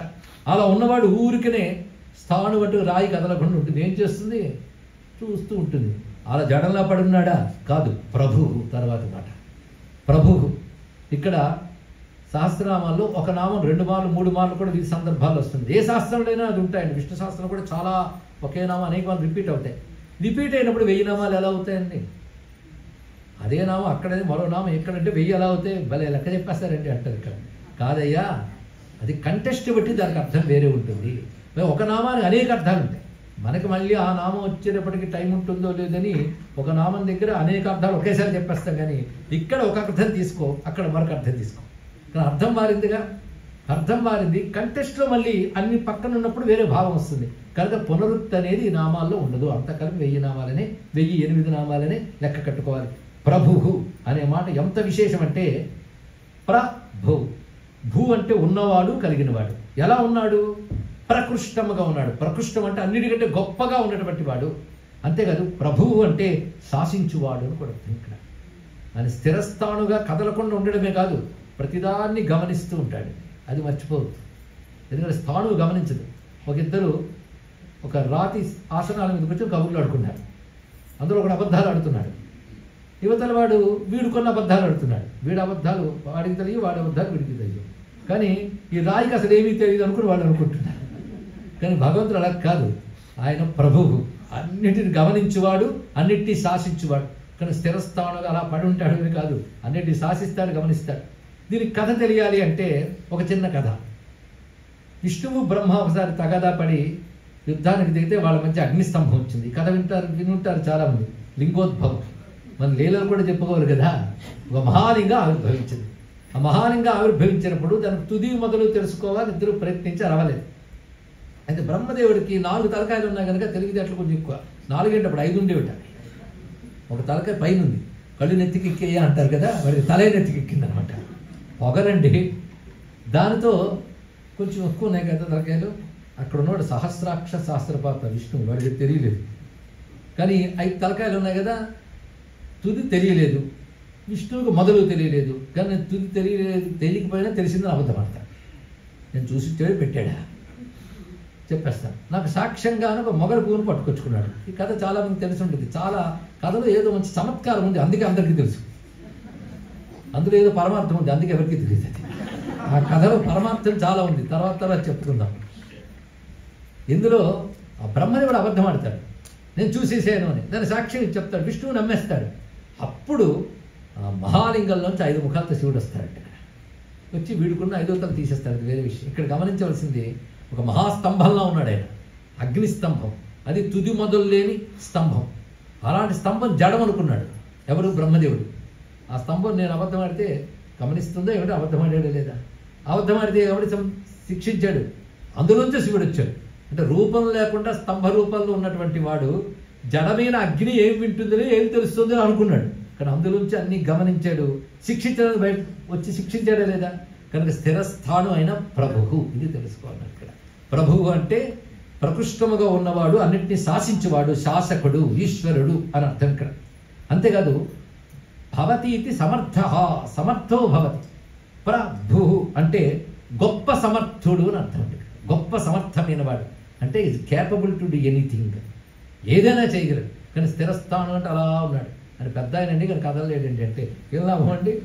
ఈయన కదలడు, కదిలిస్తాడు, మొత్తాన్ని కదిలిస్తాడు. ఈయన లేకపోతే ఏది కదలలేదు. కదలకుండా కదిలించేవాడే భగవంతుడు. ఈ మాట గుర్తుపెట్టుకుంటే చాలు. కదిలిపోయేవాడు మనం, అది కదిలిపోయేవాళ్ళని. అది కదలడు, పోడు, కానీ ప్రతిదాన్ని కదిలిస్తాడు. ప్రతిదీ ఆయన చేతిలో ఉంటుంది. అందుకే ప్రభువు యొక్క నామానికి అంత అందమైన అర్థం ఉంది. కానీ ప్రభు అని ఎన్నో వాళ్ళు వాడతాం, కానీ ఉత్కృష్టమైన సర్వసమర్థుడైన వాడు ప్రభువు. తర్వాత అయిన భీమ, భీమ శబ్దం. ఈ పేరే తర్వాత భీముడికి కూడా పెట్టుకున్నారు. భీముడి పేరు ఈయన పెట్టలేదు. భీమః అనే శివుడి పేరు. నమ ఉగ్రాయచ భీమాయచ, అప్పుడు వేదంలో నామం వచ్చింది చూసారా, భీముడు ఆయన. భీముడు అంటే అర్థం ఏంటి? భయంకరుడు. భయంకరుడు అంటే అవునండి, శివుడు అంటే చాలా భయం అండి. ఎవడు చెప్పాడు? భయంకరుడు. భయంకరుడు అంటే శాసన భయము కలిగించువాడు, ఇది అర్థం. ప్రభువు తర్వాత ఈ నామం పెట్టారు. ఒక నామంతో ఒకటి ఇంటర్లింక్ చూడండి. శాసించేటప్పుడు భయం ఉంటుంది. ఒక ఆఫీస్ స్థాపించిన ఆ స్థాపకుడు కొన్ని రూల్స్ పెడతాడు. ఆ రూల్స్ పాటించుతూ ఉంటాం. మనం ఇష్టం లేకపోయినా పాటిస్తాం. ఎందుకు? పాటించకపోతే భయం మనకి. ఇండిసిప్లినరీ యాక్షన్స్ ఉంటాయి. అందుకే శాసన భయం. శాసన భయంతో లోకాన్ని ఎవడు నడుపుతున్నావు వాడిని భీముడు అన్నారు ఇక్కడ. దీనికి ఉపనిషత్తులో భీషాస్మాద్వాతపవతే భీషోదేతి సూర్య అని చెప్పారు ఇక్కడ. ఎవడి శాసన భయం వల్ల గాలి వీస్తోందో, ఎవడి శాసన భయం వల్ల సూర్యుడు వీస్తున్నాడో, ఎవడి శాసన భయం వల్ల ప్రకృతి కదులుతోందో అతడు పరమాత్మ అని చెప్పారు. అంటే సూర్యుడు సకాలంలో వచ్చాడు ఎవరి వల్ల? వాటి యందు తన శక్తిని పెట్టాడు. ఎవడొక శక్తిని ఇస్తున్నాడో, ఒక ఫలితం ఇస్తున్నాడో వాడికి శాసించే అధికారం ఉంటుంది. కానీ సర్వజగత్తును నడిపేటప్పుడు ఒక సిస్టమ్ పెట్టాడు. ఆ సిస్టమ్ ప్రకారం జగత్తు నడుస్తుంది. అది ఎవడైనా అతిక్రమిస్తే వెంటనే రిజల్ట్ కనబడుతుంది, ప్రతిక్రియ కనబడుతుందా లేదా? అలాగే సృష్టిలో ప్రతిదానిలో తన శాసన శక్తిని పెట్టాడు ఇక్కడ.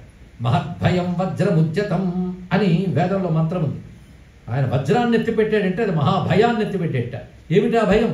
శాసన భయం. అంటే కనపడేవాడిని హే అని భయపెట్టాడు కానీ శాసన భయం. ధర్మంలో శక్తి ఉంటుంది. అది అలాంటి శాసన భయంతో జగత్తు నడుపుతాడు. ఎవరికైనా ఆయనంటే భయం ఏంటి?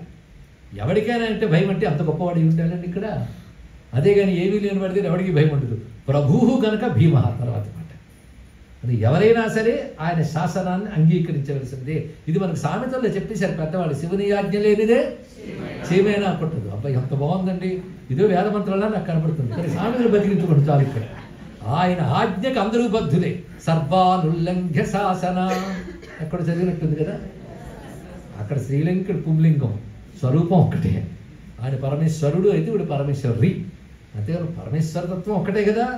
సర్వ అనుల్లంఘ్య శాసన. ఈ మాట సతీదేవి దక్ష ప్రజాపతితో చెప్తుంది ఇక్కడ. అద్భుతమైన మాట ఇక్కడ. దక్షుడి గురించి మీ అందరికీ తెలుసు. వాడికి ఎందుకో శివద్వేషం, కొందరికి ఎందుకో తెలియదు అద్వేషం ఏర్పడుతుంది. ఆ శివుడు వచ్చి వాడికి చేసిన వైపరీత్యం లేదు, చెడు లేదు, ఒక ద్వేషభావం. కొందరు విష్ణుభక్తి కంటే శివద్వేషం ఎక్కువగా ఉంటుంది. దాన్నే వాళ్ళు విష్ణుభక్తి అనుకు భ్రాంతి చెందుతుంటారు ఇక్కడ. భక్తుడికి ఎక్కడైనా ద్వేషం ఉంటుందండి. ఒక్క మాట తెలుసుకోవాలి. శివుడిలో కూడా విష్ణువుని చూడగలిగితే వాడు నిజమైన వైష్ణవుడు, విష్ణువులో కూడా శివుడిని చూడగలిగితే వాడు నిజమైన శైవుడు. ఈ వాక్యం గుర్తుపెట్టుకుని బతుకుతాం. కానీ వాడికి ఎందుకు శివద్వేషం? దాని వెనక సైకలాజికల్ పాయింట్ ఉంది. కానీ నేను దక్షయజ్ఞం కథ చెప్పట్లేదు, కానీ చెప్పట్లేదు. కానీ తెలుసుకుంటే ఆ సైకలాజికల్ పాయింట్ పట్టుకోవాలండి ఇక్కడ. దక్షుడు ప్రజాపతుల్లో ఒకడు. సృష్టిని విస్తరింపజేయడం అని పని. పరమేశ్వరుడు అంటే సృష్టి సంహారకారకుడు అనే భావంతో ఉన్నాడు. తాము విస్తరిస్తున్న సృష్టిని సంహరించేవాడు ఆయన. అందుకు తత్వం తెలియని ఒక ద్వేషం, తత్వదృష్టి లేదు. అంతేకాదు కొన్ని ద్వేషకారణాల చేత ఆయన లేని యజ్ఞం చేయాలనుకున్నాడు. యజ్ఞానికి పిలవగానే కొంతమంది వచ్చేసారు. కొందరికి తెలిసింది శివుడు లేని యజ్ఞం చేస్తున్నాడా, ఎంత మూర్ఖుడు, ఇలాంటి యజ్ఞంలో మేము పాల్గొమని కొంతమంది బుద్ధిమంతులు వెళ్ళిపోయారు ఇక్కడ. అందరూ దధీచి, గౌతముడు, కొందరు మహర్షులు శివుడు లేని యజ్ఞంలో ఉండము అన్నారు. అందరూ దధీచి గొప్ప పాఠం చెప్తాడు. ఎవరితో? దక్షుడితో. బుద్ధుందా నీకు? ఏమనుకున్నావు? సరిగ్గా వేదాలు చదివేవా? ఏం చెప్పారు అక్కడ? శివుడే దాత భక్త శ్రీ మహాదేవుండు సర్వమును హరుండు శాశ్వతుండు. శివుని వేరు చేసి చేయంగా వచ్చిన క్రియలు వెర్రివేల వైతి చెప్పుమా అన్నాడు.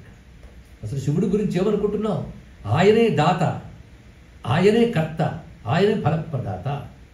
శివుడు లయకారకుడు చాలా మంది తెలుసు. లయకారకుడు అంటే పూర్తి చేయువాడు.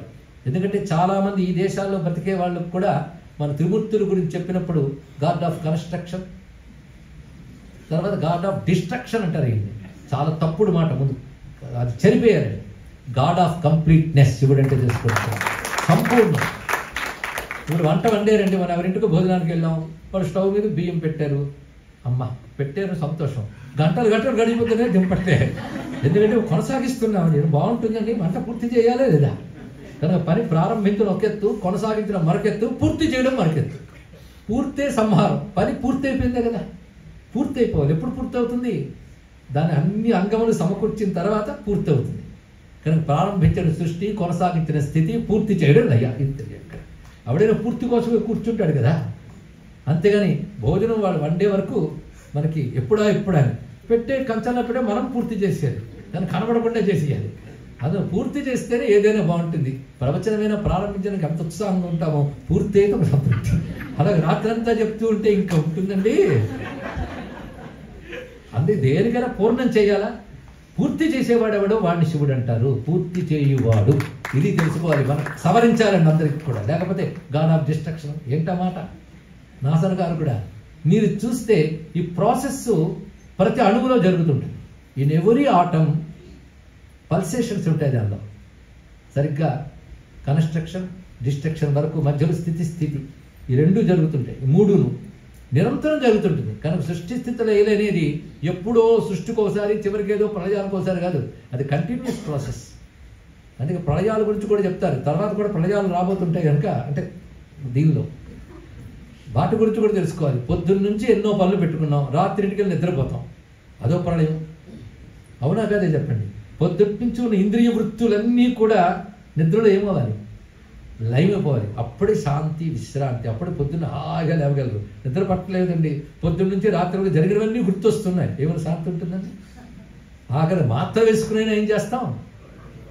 అన్నీ నాశనం అయిపోవాలనుకో, లయం అవుతాయి. అందుకే మాట ఎంత మంచి మాట చెప్పారు.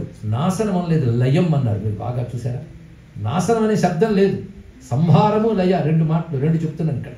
లయం అవుతాయి. లయం అంటే లీనమగుట అని అర్థం. ఇక్కడ లీనం అంటే కనిపించట్లేదు, మెర్జ్.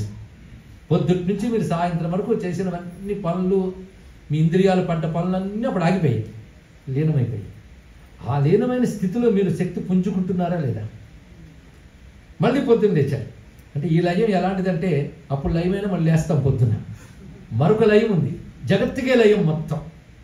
అది కూడా సర్వనాశనం కాదుట. ఈ కల్పాంతం అయిపోతే మరో కల్పంలో మళ్ళీ ధాత యథాపూర్వమకల్పయత్, మళ్ళీ బ్రహ్మదేవుడు సృష్టి ప్రారంభిస్తాడు. గత జన్మల్లో ఏ కర్మ బీజములు మిగిలిపోయాయో వాటి యొక్క కంటిన్యూటీ మళ్ళీ సృష్టి ఆరంభం చేస్తున్నాడు. దీన్ని మహాప్రళయం అంటారు. నిద్ర నిత్య ప్రళయం, ఇది మహాప్రళయం. అర్థమైంది కదా? ఇక్కడ లీనం చెయ్యవాడు, పూర్ణం చెయ్యవాడు. ఇంకో ప్రళయం ఉంది రండి, దాన్ని అత్యంతిక ప్రళయం అంటారు. అంటే ఇవి లీనమైపోయినా మళ్ళీ వస్తాయి. లీనమైతే మళ్ళీ రాని స్థితి ఒకటి ఉంటుంది, దాన్ని మోక్షం అంటారు. పరమాత్మ లీనమైతే మళ్ళీ రాం, అది అత్యంతిక ప్రళయం. 3 ప్రళయాలు ఎవడు కలిగిస్తాడో వాడిని ప్రళయకారకుడు శివుడు అన్నారు. ఇప్పుడు ప్రళయం కావాలా లేదా? నాశనం కాదు, దీన్ని సంహారం అంటారు. సంహారం అన్న నాశనం అని అర్థంలో లేదు ఇక్కడ. సంహారము అంటే హారం అనే మాట తీసుకుందాం. ఆహారం, ఇది హారం. సంహారం, హారం. హారం అంటే అన్ని ఒక చెక్కడ గుదిగుర్చడం కదా, దాన్ని హారము అంటే ఇక్కడ. సం అంటే సమ్యక్, సంపూర్ణమైన హారం సంహారం. అంటే ఎవడు ఏ కర్మ చేశాడు, వాడికి తర్వాత గతి ఏమిటి, ఇవన్నీ చూసుకుంటూ వాటి ప్రకారం జగత్తును కూర్చువాడు సంహారకారకుడు. ఇవి కూర్చుట అనేది సంహారం. ఇవి చేస్తూ ఉన్నప్పుడు ఇవి పద్ధతిగా చేయాలి అంటే ఆ శాసన భయం ఉండాలి లేదా? అది కలిగించేవాడు కనుక భీమ. కానీ శివుడు అనగానే ఏదో భయంకరుడు ఊగిపోక్కర్లేదు, ఆయనంత శాంతం మరొకడు లేడు. కానీ సృష్టిని నడిపేటప్పుడు శాసన భయంతో నడుపుతున్నాడు. ఆయనకేంటంటే అధికారం అంటే ప్రభు గనక. ఆయన ఎందుకు ప్రభు అయ్యాడు అంటే ఎప్పుడు స్టేబుల్గా ఉన్నవాడి ప్రభు కాగలడు కనుక. కానీ స్థిరస్థాన ప్రభు భీమ. దీన్ని బట్టి ఒకటి తెలిసిపోయింది, ఆయన్ని మించిన గొప్పవాడు మరొకడు లేడు. అదిగా ప్రవరహ. తర్వాత మాట వరహ అంటే గొప్పవాడు, వరింపదగినవాడు. ఏది కోరుకుంటామో అది వరం అండి. వరం అనే మాటకు అర్థం ఏంటంటే మనం ఏది కోరుకుంటామో దాన్ని వరం అంటే. మనం మామూలుగా కోరుకుంటామా? ఏది గొప్పదో అదే కోరుకుంటాం కదా. కానీ వరము అంటే గొప్పదని కూడా అర్థం. ఏది కోరుకుంటామో అది వరమైతే అది ఇచ్చేది వరలక్ష్మి అని చేసుకుంటాం. కానీ వర అనే శబ్దము అందరి చేత కోరుకోబడేవాడు అని ఒక అర్థము, శ్రేష్టమైన వాడు అని మరొక అర్థం. అంటే ఏది గొప్పదో దాన్ని వరం అన్నారంటే ఈయన్ని మించిన వరం మరొకరు లేడు. ప్రవరహ, ప్రభు ప్రవరహ అంటే ఉత్కృష్టమైన వరం. అంటే అన్నిటికంటే ఉత్కృష్టమైన శ్రేష్టమైన వాడు, శ్రేష్టమైన వాడు పరమేశ్వరుడే. దీన్ని బట్టి మనకి అన్ని శ్రేష్టమే కావాలి కదా. ఆఖరి దుకాణాలకన్నా కాయలు ఎంచుకుంటాం, ఎందుకంటే అన్ని వరం కావాలి. అన్ని కాయలు అన్నీ తీసుకో, శ్రేష్టమే ఎంచుకుంటాం.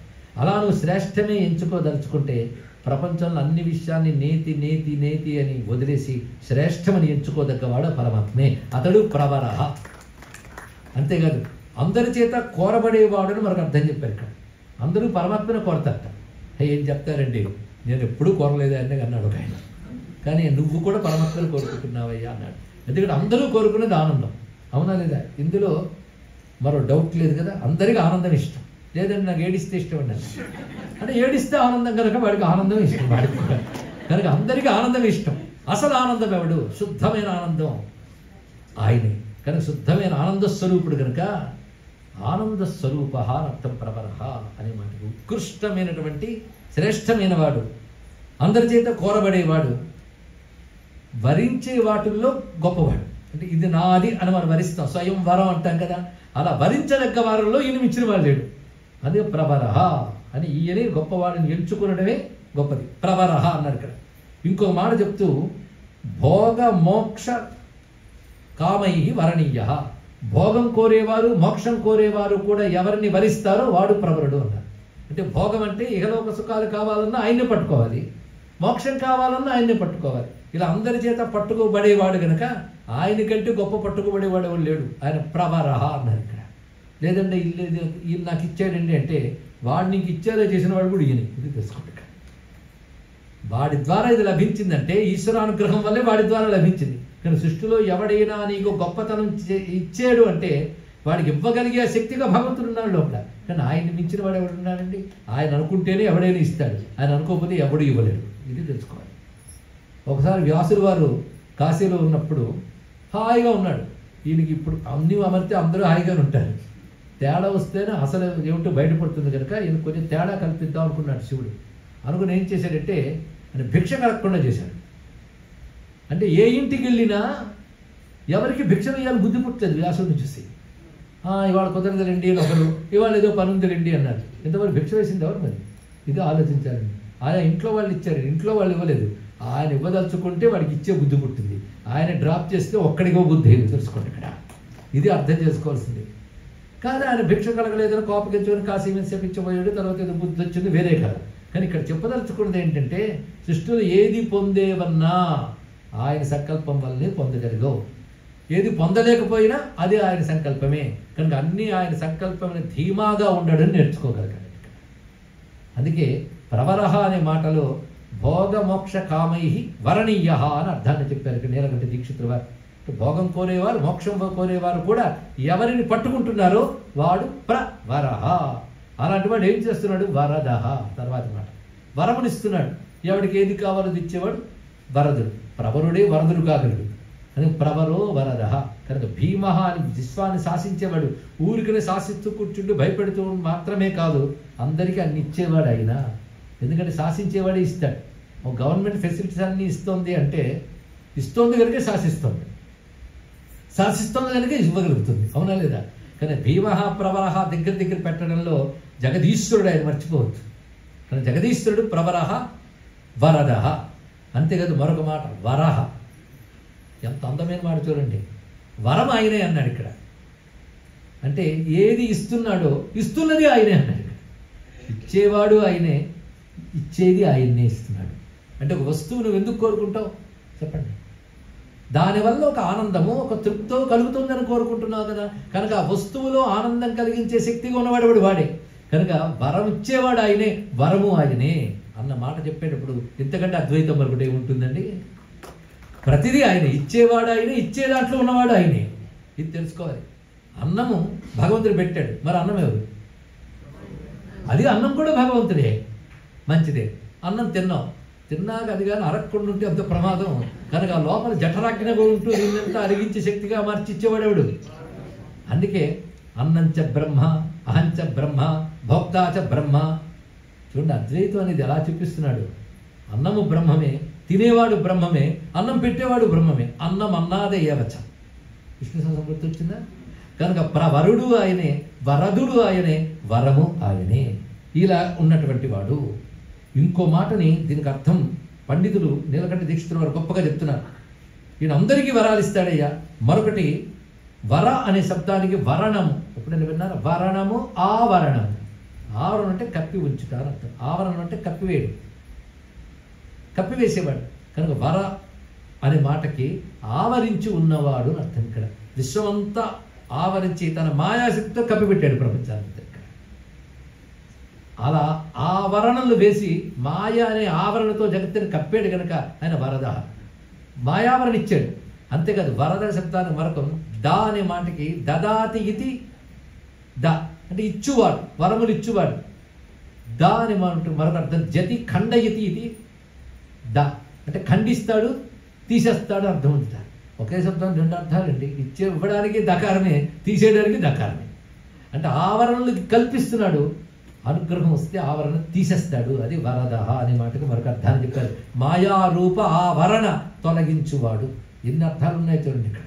అంటే మాయతో జగత్తుని కప్పాడు, కానీ తెలుసుకుని ఆశ్రయించిన భక్తులకి మాయను తొలగిస్తున్నాడు. ఆ మాట గీతలో చెప్పలేదు. మాయనవుడు దాటలేడన్నాడు అంటే మాయని ఇచ్చాడు. వరదాహ, నన్ను ఆశ్రయించిన వాడు మాయ దాటేస్తాడు అంటే వరదాహ. సరిపోయింది కదా. అదే ఇక్కడ ఈ మాటలో తెలుసుకోవాల్సిన గొప్ప అర్థం. సర్వాత్మ సర్వవిఖ్యాత సర్వ సర్వకర భవ. తర్వాత మాట వచ్చింది సర్వాత్మ. ఇది సర్వనామాలు. శాఖర్ తెలుసు కదా, అన్నిటి కూడా పలకూడదు మనం. సర్వ ఆత్మ అంటే అందరికీ ఆత్మరూపముగా ఉన్నవాడు. ప్రతివారుడు ఆత్మగా ఉన్నాడు ఆయన. ఎందుకంటే ప్రతి వారు మారుతారు కానీ వాళ్ళ ఆత్మ మారదు. ఇక్కడ మాట్లాడితే అర్థమైన వారు, అర్థం కాని వారు నిద్ర ఉంటారు. అలాగే మగవారు, ఆడవారు, నిద్ర వచ్చిన వారు, నిద్ర రాని వారు, అందరూ ఉన్నారు. కానీ అందరిలో కామన్గా మాత్రం ఉన్నది ఒక్కటే, నేను అని ఉన్నది. అవునా లేదా? ఇదే రమణుల వారు చెప్పింది. నేను దాకా వెళ్ళిపోవచ్చు. ఆ నేను అందరిలో కామనే. అవునా లేదా? నేనా అండి, ఇప్పుడు నిద్రలేచానండి. నేను నిద్రపోలేదు, నేను నిద్రపోలేదు, నేను నిద్రపోతున్నాను. నిద్ర చెప్పారా లేదా? కానీ ఇద్దరిలో నేను మారలేదు కనుక మారని నేను ఒకటి అందరిలో కామన్గా ఉంది. అంటే శరీరాల్లో తేడా ఉంది, బుద్ధుల్లో తేడా ఉంది, ప్రాణశక్తిలో తేడా ఉంది. తేడా లేనిది అక్కడ నేనులో తేడా లేదు. కనుక వీటి నుంచి ఆ నేను ఒక్కటి ప్యూర్గా చూడు. ఆ నేను అప్పుడు ఆత్మగా తెలుస్తుంది అన్నది ఇక్కడ. కనుక ఆ ప్రతి వారిలో ఆత్మరూపంగా ఉన్న ఈశ్వర చైతన్యం నిర్వికారం. అదే స్థిర, అదే స్థానం తెలుసుకోవాలి ఇక్కడ. దాని శక్తితో శరీరం అంతా శాసించబడుతూ నడపబడుతున్నది ఇక్కడ. కానీ ఆత్మరూపుడుగా మనం శివుడు తెలుసుకునే ప్రయత్నం చేస్తే సర్వులలో ఆత్మగా ఆయన ఉన్నాడు. ఈ మాట గీతలో చెప్పాడు. అహమాత్మ గుడాకేశ సర్వభూతాశయ స్థిత మాదించ మధ్యంచ భూతానామంతా ఏవచ. కానీ సమం సర్వేషు భూతేషు, అందరిలో సమముగా ఉన్నది మాత్రం ఆత్మరూపుడైన ఆయనే. కానీ సర్వాత్మ, నాకో ఆత్మ నీకో ఆత్మ ఉండదు. అయితే మనకి సినిమాల వల్ల ఆత్మ అంటే ప్రేతాలని భూతాలని అర్థాలు కలిపితే, కానీ అది మళ్ళీ శరీరమే. భూత ప్రేతాలు కూడా శరీరాలే. ఆ శరీరాలు వేరు, అన్నీ శరీరాలే. శరీరాలు కానివి ఏముంటాయండి? ఇంత స్థూల శరీరాలు, సూక్ష్మ శరీరాలు తేడా, కానీ అన్ని శరీరాలే. ఈ శరీరాలు అన్నిటి లోపల చైతన్యం ఉంటుంది, దానికి వికారాలు ఉండవు. శరీరాలకి వికారాలు ఉంటాయి. ఆ వికారాలు లేకుండా ఉంటాడు కనుక నిర్వికార స్థిర. దాన్ని బేస్ చేసుకుని శరీరం అంతా ఉంటుంది కనుక అదే స్థానం. అసలు దీన్ని అంతటినీ నడపగలిగే సారవస్తువు అదే కనుక ప్రభుడు. ఇదంతా ఆత్మశాసనంతో నడుస్తుంది కనుక భీమా. ఆ ఆత్మ తెలియబడకుండా కప్పబడుతుంది మాయ చేత. అదే ప్రవరహ వరహ. ఆయన అనుగ్రహిస్తే వరద తీసేస్తాడు మాయను కూడా. ఇప్పుడు దీన్నంతా ఆ విధంగా అన్వయించుకుంటే మొత్తం ఉపనిషత్తు వచ్చిందా లేదా? ఎందుకు చెప్పాము? ఇదే బ్రహ్మజ్ఞానం, ఇదే ధ్యానం, ఇదే యోగం అని చెప్పాడా? ఆ వ్యూతో చూడండి, అప్పుడు మీకు తెలిసిపోతుంది. నేనే లేనిది అంటకట్టట్లేదు, ఉన్నది బయటకు తీస్తున్నాను అంతే. అది కూడా కొంతే. నాకు టైం లిమిటేషన్స్ తెలుసు. ఆదివారం సాయంత్రం కూడా పూర్తి చేయాలని ఎరుకుతూనే చెప్పుకుంటున్నారు. కానీ ఎంత అందం ఉందో మాటల కూర్పులో పరిశీలిస్తే ఇలా చదవాలండి శాస్త్రం. చదివేటప్పుడు చదివిన చింతన అన్నాడు కదా, నిరంతరం చింతన ఇలా చేస్తే ఎక్కడ శివుడు లేడు, అన్నింటిలోనే శివుడిని చూస్తాం. అప్పుడు సర్వాత్మ వచ్చింది. ఆ మాట సర్వాత్మ, సర్వమునకు ఆత్మ అయినటువంటి వాడు, ఆత్మరూపమైన వాడు అన్నాడు. ఆత్మ ఎక్కడుంటుంది? అందులో ఎక్కడుంటుందంటే ఇంట్లో ఒక కార్నర్లో గది, అందులో దేవుడి గది ఉంటుంది. అలాగే మన శరీరంలో కార్నర్, అందులో శివుడు దేవుడు ఉంటాడు. కాదండి బాబు, సర్వాత్మ అంటే అందరిలో అంతటా వ్యాపించేవాడు, ఒక చోట కాదు. ఆత్మ అనే శబ్దానికి ఆతనోతి వ్యాపునోతి ఇది ఆత్మ అని అర్థం. ఇక్కడ వ్యాపించినది. ఎక్కడ వ్యాపిస్తుంది? శిరస్సు కొన మొదలుకొని పాదం కొన వరకు ఆత్మ వేడి వల్ల నడుస్తుంది. తిర్యగుర్ధం అధస్సాయి రస్మయస్తస్య సంతత సంతాపయది సందేహం ఆపాద తలమస్తక. చదువుతున్నామా లేదా? మొత్తం ఉంది. అయితే మన హృదయంలో పరమాత్మ ఉన్నారంటారంటే ధ్యానించవలసిన సెంటర్ అదని చెప్పారు, కానీ ఆయన అక్కడే ఉన్నాడని చెప్పదు. అక్కడే ఉన్నట్టు మన లిమిటేషన్ వచ్చలేదు. కనుక అంతటా వ్యాపించున్నాడు. నీలో ఎలా వ్యాపించున్నాడు అంతటా వ్యాపించున్నాడు. ఒక కెరటం అనుకుందిట సముద్రంలో తెరిచి, దాని నిండా నీరే ఉందని. దానికి ఆ జ్ఞానం రావడానికి ఎంత టైం పట్టిందో. నా నిండా నీరు ఉంది అనుకుని లేచి అనుకుంటుంది, పిచ్చిదానా నీ చుట్టూ ఉన్న అలల్లో అదే నీరు ఉంది, సముద్రంలో అదే నీరు ఉంది, కనుక నీలో ఎలా పరమాత్మ ఉన్నాడు, నీ చుట్టూ అలాగే ఉన్నాడు, అంతటా ఉన్నాడు. ఇది సర్వాత్మ తెలుసుకోవచ్చు. సర్వాత్మ ఆత్మశబ్దానికి ఎన్ని అందమైన అర్థాలు ఉన్నాయో చూద్దాం. ఇవన్నీ కూడా రకరకాల విషయాలు మనం వాడచ్చు. ఆప్నోతి సర్వం భోగ్యం స్వార్థత్వేన లభతే. ఆత్మ అనే దానికి అట్టి స్వీకరించున్నది ఆత్మ అన్నారు. అంటే ఇంత శరీరంలో ఉన్న ఆత్మ వల్లనే మనం అన్ని అనుభవిస్తున్నాం. అలా అనుభవించడానికి కారణమైన శక్తి ఏది? అది ఆత్మ. యచ్చాప్నోతి యదా దత్తే యచ్చాత్తి విషయావయం యచ్చాస్య సంతతో భావ తస్మాదాత్మేతి గీయతే. ఆత్మ అనే దానికి అంత చక్కటి డెఫినేషన్ ఇచ్చారు. మనందరం ఆత్మ ఆత్మ అని వాడేస్తుంటాం. ఆత్మబలం, ఆత్మవిశ్వాసం ఇవన్నీ వేరే విషయాలు, అది ఇక్కడ వర్తించదు.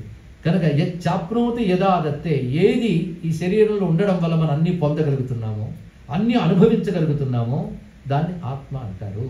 కనుక ఈ విషయాలు అనుభవిస్తున్నాం, సుఖం అనుభవిస్తున్నాం, దుఃఖం అనుభవిస్తున్నాం, రెండు అనుభవిస్తున్నాను కదా.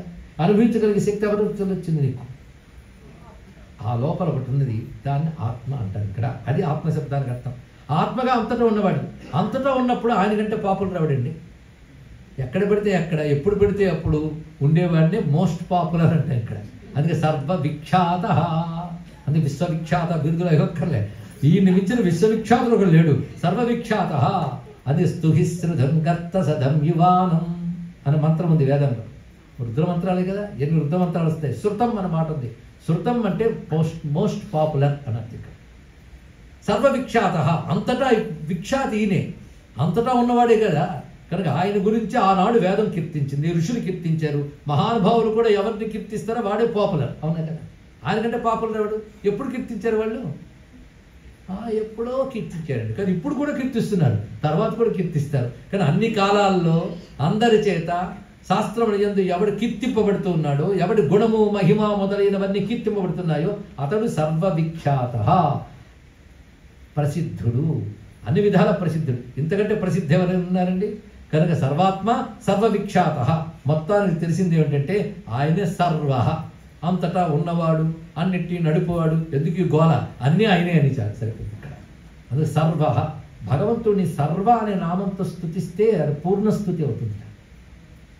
సర్వశర్వ శివస్థానుర్భూతాధిర్నిధిరవ్యయ. అక్కడ సర్వశర్వ శివ. మరి ఆ స్థానం ఇక్కడ వచ్చిందో లేదా? ఎవరైనా రెండు కంపారిటివ్ స్టడీస్ చేస్తే మూసి ఒకటే అంటే నమస్కారం పెట్టాల్సింది. అవునా లేదా? అందుకే ఇక్కడ సర్వ, శర్వ కాదు, సర్వ. సర్వ అంటే సమస్తం, ఒకటే మాట. శివుడు అంటే ఎవరు? సమస్తం.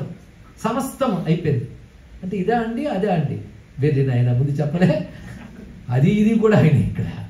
కనుక సర్వ, సర్వం సమాష్ణోసి తతోసి సర్వ అని శాస్త్రంలో మాట ఉంది.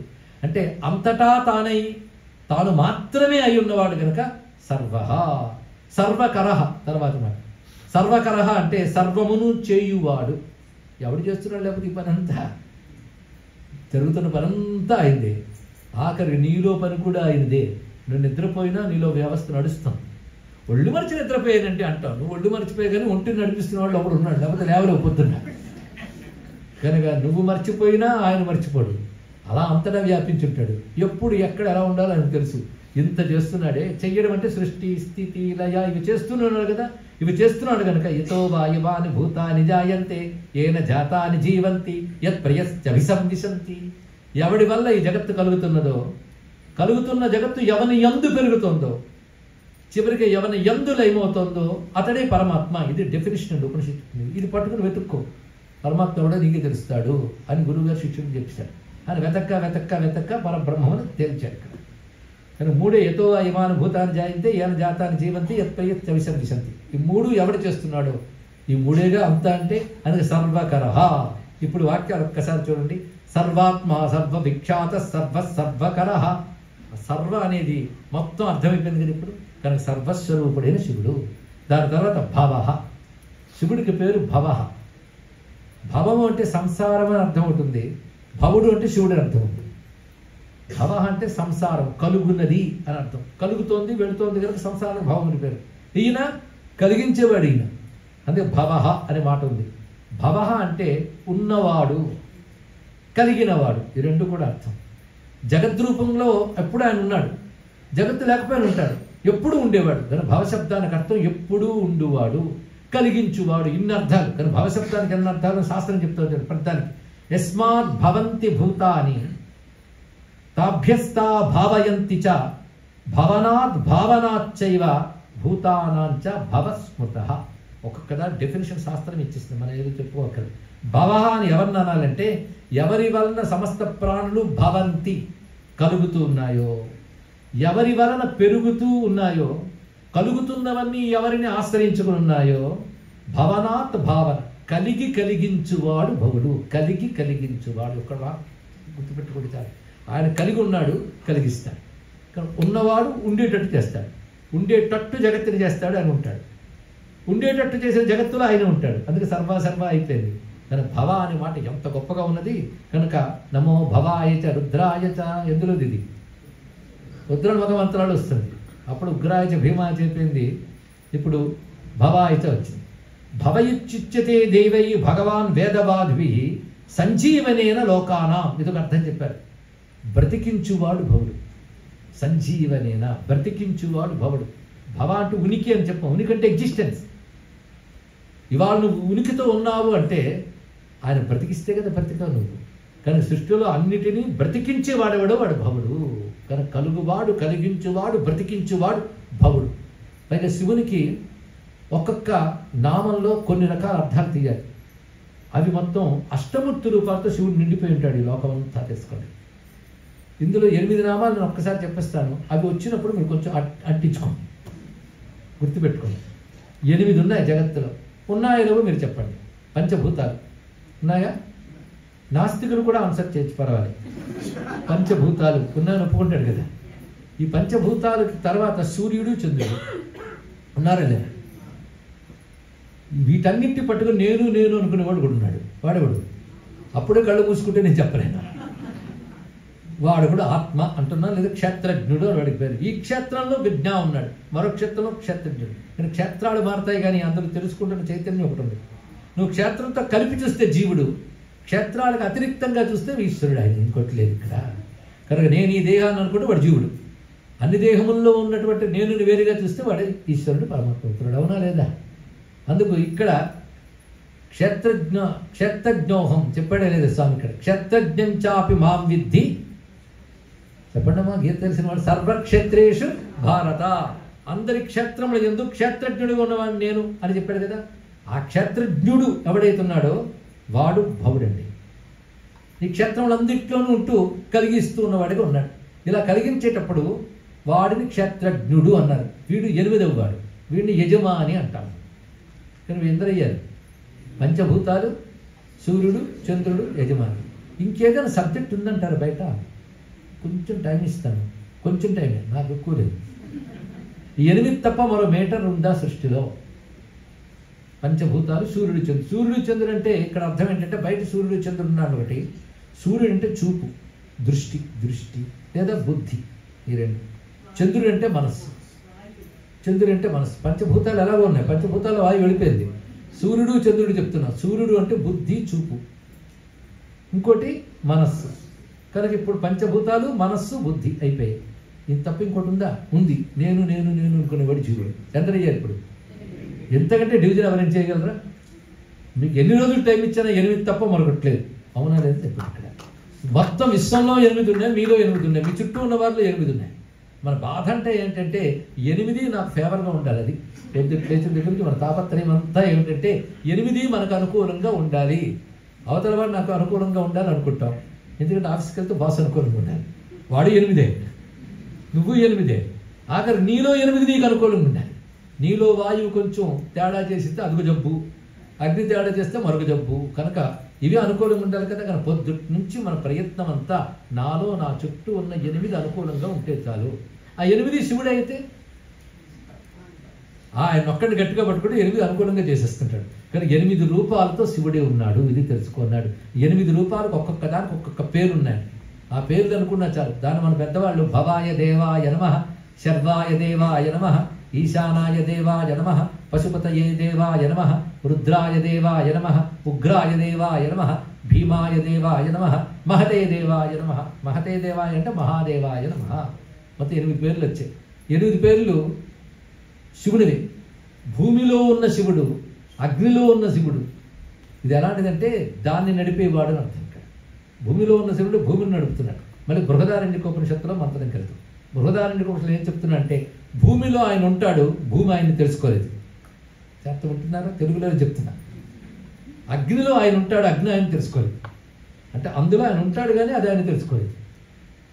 ఆయన వల్ల పనిచేస్తుంది కానీ ఆయన తెలుసుకోలేదు. కానీ ఆయన వల్ల పనిచేసే ఇంద్రియాలు కూడా ఆయన తెలుసుకోలేదు. తెలుసుకో ఈ మాట. అలాగే ఆయన లేకపోతే అవి లేవు కదా. కనుక ఏం చేయాలంటే భూమి యందున్న శివుడు పట్టుకో, అప్పుడు భూతత్వం అంతా నీకు అనుకూలం అవుతుంది. కనుక ఆయన్ని పట్టుకుంటే ఇవన్నీ నీకు అనుకూలం చేసేస్తాడు. కానీ భూమి యందున్న శివుడిని శర్వుడు అంటారు, జలముందున్న శివుడిని భవుడు అంటారు. ఇప్పుడు భవ వచ్చింది కదా, నీరే మనం బ్రతికిస్తుంది, నీరు వల్ల మనం ఉంటున్నాం. కనుక నీటి గురించి ఆలోచిస్తుంటే అదే పరమాత్మ ఏమో అనిపించేస్తుంది. అవునా లేదా? ఎందుకు అలా అనిపించిందంటే అందులో పరమాత్మ ఉన్నాడు కనుక అది నిన్ను రక్షిస్తుంది. ఇందాక ఒక మాట చెప్పాం, ఒకదానిపోతే ఏకాగ్రంగా వింటే మీరు అంటించుకోవచ్చు, ఒకదాన్ని లింక్ పెట్టుకోవచ్చు. దేని నుంచి నువ్వు మేలు పొందుతున్నావన్నా ఆ మేలు అనేది శివుడు తెలుసుకోవాలి. అది తెలిస్తే ప్రద్దాల నుంచి శివుడు పలకరిస్తున్నాడు. అసో యస్తామ్రో అరుణోత బభ్రుస్సు మంగళ. అదిగో ఎర్రగా వస్తున్నాడే పొద్దున్న, కొంతసేపటి బంగారంగా మారిపోతున్నాడే, ఆయన సుమంగళుడు. ఎవరైనా సూర్య భగవానుడు. ఆయన సుమంగళ. మంగళ అంటే శివ, గొప్ప మంగళస్వరూపుడు ఆయన. అంటే అందులో శివుడే లేకపోతే సూర్యుడికి మంగళకారుడు కాగలడా? ఆయన వల్ల ప్రాణం పొందుతున్నావు, కాంతి పొందుతున్నావు, శక్తి పొందుతున్నావు. ఇవన్నీ అందులో శివుడు వల్ల పొందుతున్నావు. కానీ సూర్యుల్లో శివుడు, చంద్రుల్లో శివుడు, పంచభూతాల్లో శివుడు, ఆఖరికి నేను అనుకునే దాని యందు శివుడు. చూస్తే 8 ఎవడు? 8 శివుడైతే నువ్వెవరు? పనికి మాలిన అహంకారం. అందుకే అంతా 8 శివుడు అని తెలిస్తే చివరికి శివోహం అని పెడతావు. ఇది తెలుసుకో. ఈ ఒక్కటి తెలుసుకుంటే చాలా బ్రతుకు బాగైపోతుంది అన్నారు మా రమణులు వారు. జగత ఈషధీయుక్త సేవనం అష్టమూర్తి భృదేవ పూజనం. ఈశావాస్య విధం సర్వం అంటే ఊరికిన మంత్రం చెప్పడం కాదు, అష్టమూర్తి స్వరూపుడైన ఈశ్వరుడిచే జగత్తంతా నిండిపోయి ఉన్నది అని తెలుసుకుని శివుని ఆరాధన చేస్తే నిజమైన శివారాధన. అది నిన్ను శివోహం స్థితికి తీసుకెళ్ళిపోతుంది. అందుకే మొత్తం వేదాంత సారాన్ని 10 శ్లోకాల్లో పిండి పెట్టినటువంటి మా ఆదిశంకరుడు భూరంభాంస నిలోనిలోంబర మహర్నాథో హిమాంస పుమాన్ ఇచ్చాభాతి చరాచరాత్మక విధం యస్యైవ మూర్త్యష్టకం నాణ్య కించన విద్యతే విమృష్టాం యస్మాత్ పరస్మాత్ విభోహో తస్మై శ్రీ గురుమూర్తయే నమయిదం శ్రీ దక్షిణామూర్తయే. అక్కడ భూరంభాంస నిలోనిలోంబర మహర్నాథో హిమాంసు పుమాన్. పుమాన్ అంటే పురుషుడు, జీవుడు. 8 చెప్పేశారు. ఈ 8గా విశ్వమంతా ఉన్నది. 8 శివుడా అంటే 8 విశ్వములు వ్యాపించాడు. వీడికి అతీతంగా ఆయన విశ్వాతీతుడుగా ఉన్నాడు. విశ్వాతీతుడైన వాడు విశ్వమునందు 8 వ్యాపించాడు. ఈ 8 శివుడు అని తెలుసుకో. అది సర్వకర. 8 ఆయనే చేస్తున్నాడు. ఇది తెలిసిపోయిన తర్వాత బస్సు మీదకు వస్తుంది అనుకోండి, ఏ బస్సు మీదకు రాకనుకో, బస్సును నడిపేవాడా మీదగా నడపకు అనాలి. కనుక మన బస్సు చూస్తాం కానీ నడిపేవాడిని చూడట్లేదు, పంచభూతాన్ని చూస్తున్నామే, నడిపే శివుడిని చూడండి. చూసి పట్టుకుంటే పంచభూతాన్ని నీకు అనుకూలంగా చేస్తాడు భగవానుడు. కనుక ప్రతిరోజు శివార్చన చేసినప్పుడు 8 నామాలు అనుకుంటే నీలో 8, నువ్వు చుట్టూ 8 నీకు అనుకూలమైపోతాయి. అంతే. అందుకు పెద్దవాళ్ళు 8 నామాలు పెట్టారండి. ఈ మాత్రం తెలిస్తే చాలు. కనుక ఆ 8 నామాల్లో కొన్ని వచ్చేసి ఇప్పుడు మీరు గమనిస్తే భవ వచ్చింది, అంతకుముందు భీమా వచ్చింది. భీమాయ ఆకాశముట్టయ్యన్న భీమా వచ్చింది. ఇంకా తర్వాత నామాలు తర్వాత వచ్చేస్తాయి. శర్వ అంటే భూమి యందున్న శివుడు, భవ అంటే జలముందున్న శివుడు, ఉగ్ర అనేది వాయువునందున్న శివుడు, రుద్ర అనేది అగ్ని యందున్న శివుడు, భీమ అంటే ఆకాశమునందున్న శివుడు, ఈశాన్ అంటే సూర్యుని రూపముగా ఉన్నటువంటి శివుడు, మహాదేవ అంటే చంద్ర రూపముగా ఉన్న శివుడు, పశుపతి అంటే జీవ చైతన్య రూపముగా ఉన్న శివుడు. మొత్తం 8. ఈ 8 తెలుసుకుని శివారాధన చేస్తే సర్వకర అప్పుడు అర్థమవుతుంది. మొత్తానికి ఇప్పుడు భవాయ జలముత్తయే నమః. భవశబ్దానికి ఎన్ని అర్థాలు చెప్పుకున్నాం. కనుక ఇంతవరకు 5 నామాలు ఒక్కసారి అనుకుందాం. స్థిరస్థాను ప్రభుర్భీమ ప్రవరో వరదో వరః సర్వాత్మా సర్వవిఖ్యాత సర్వకరో భవః జటీ చర్మీ శిఖండీ చ సర్వాంగ సర్వభావనః హరశ్చ హరిణాక్షశ్చ సర్వభూతహర ప్రభు. ఇక్కడ మళ్ళీ ప్రభునామం వచ్చింది. సరే, ఇప్పుడు ఇంతవరకు చెప్పిన వాటిలో మీరు ఎక్కడైనా వెతకండి శివుడి రూపవర్ణన ఉందా? ఎక్కడ కనబడిందా? ఇక్కడ కనబడుతుంది ఈ నామాల్లో. అంటే రూపం స్వీకరిస్తే ఆ రూపానికి కూడా నమస్కారం చేస్తున్నాం. జటి జడలు ధరించినటువంటి వాడు, జటాజూటం కలిగిన వాడు జటి. చర్మి, చర్మాంబరం ధరించాడు. అది ఒకప్పుడు గజ చర్మం, ఒకప్పుడు వ్యాఘ్ర చర్మం, రెండు కనుక చర్మాంబరధారి. శిఖండి, శిఖ గలవాడు అంటే ఆయన జటాజూటమే కాకుండా పైన ముడి వేశాడండి. ఆ ముడిని శిఖ అంటారు. ఇక్కడ జటాజూటం అంతా కలిసి ముడివేయడం. శిఖండి అంటే నెమలిని కూడా అంటారు, ఎందుకంటే నెమలికి పైన ఒక గుత్తిగా ఉంటుంది, అందుకు దాని శిఖ కలిగింది కనుక శిఖండి. ఈయనకి శిఖ ఉంది ఎలాగో, కనుక జటాజూటానికి ముడివేసి పైన పెట్టుకున్నాడు, అందుకే శిఖండి. సర్వాంగ తర్వాత మాట, జటి చర్మి శిఖండి సర్వాంగ. సర్వాంగ అంటే అన్ని అంగములు, అవయవాలన్నీ పూర్ణంగా కలిగిన వాడు సర్వాంగ, ఇదొక అర్థం. మరి పరమార్థంగా అన్నీ ఆయనకు అంగములే, సర్వము ఆయనకు అంగములే. జగత్తులో మనం చూసేవన్నీ ఆయనకు అవయవస్థానములే. ఇప్పుడు చెయ్యి కదపాలంటే నేను చెయ్యిని కదుపుతున్నాను, అంటే చెయ్యి ఎక్కడుంది, నేను ఎక్కడున్నా, నేను చేతిలో కూడా ఉన్నాను, అది వేరే విషయం. కానీ ఈ అవయవాలన్నీ కదుపుతున్నామా లేదా? కానీ విశ్వమంతా భగవంతుని శరీరంగా భావిస్తే ప్రతిదీ ఆయన అంగమే, అన్నీ ఆయన అంగములే, ఆయన అవయవాలే. అంటే మనం చెప్పినట్టు కదిలేదు మన అవయవం, అందుకే నేను చెప్తే మీ అవయవాలు కదులుతుంది, నేను చెప్తే నా అవయవం కదులుతుంది. కనుక జగత్తే ఆయన అవయవాలు, జగత్తును చూసేవన్నీ ఆయనకు అంగములు ఉన్నాయి. కనుక మొత్తం విశ్వమంతా పరమేశ్వరుడి శరీరం. అంటే నాట్యం చేసేటప్పుడు మంచి శరీరం ఉండాలి, అలంకారం ఉండాలి, దాని తర్వాత మంచి శబ్దం ఉండాలి. ఊరికనే గెంతితే ఎవరికి బాగోదు, దానికి సౌండ్ ఉంటూ ఉంటే వాచకం ఉంటే బాగుంటుంది. అలాగే శివుడు నాట్యం చేస్తే ఆయనకి ఆంగికం ఏమిటి అంటే నందికేశ్వరుడు చెప్తున్నాడు, ఆంగికం భువనం యస్య వాచికం సర్వవాంగ్మయం ఆహార్యం చంద్రతారాది తం వందే సాత్వికం శివం. నటరాజమూర్తులు చెప్పుకుంటాం. నటరాజు అంటే అన్ని అవయవాలను హాయిగా కదపగలిగేవాడే నటరాజు. ఒకసారి ఆలోచించాను, అందుకని నా శరీరం కదపలేకపోతున్నాడు, వాడిని డ్యాన్స్ చేస్తాడు. కాలు కదపలేకపోతున్నాను, చెయ్యి కదపలేకపోతే కీళ్ళు నొప్పుడుతుంటే వాడిని డ్యాన్స్ చేస్తాడు. ఈ నటరాజు కనుక అన్న అవయవాన్ని అంత ఈజీగా కదిపించేస్తాడు. విశ్వమే ఆయన శరీరం అంట. నటరాజు శరీరం ఏమిటంటే భువనం యస్య, మొత్తం సర్వలోకంలో ఆయన శరీరములే.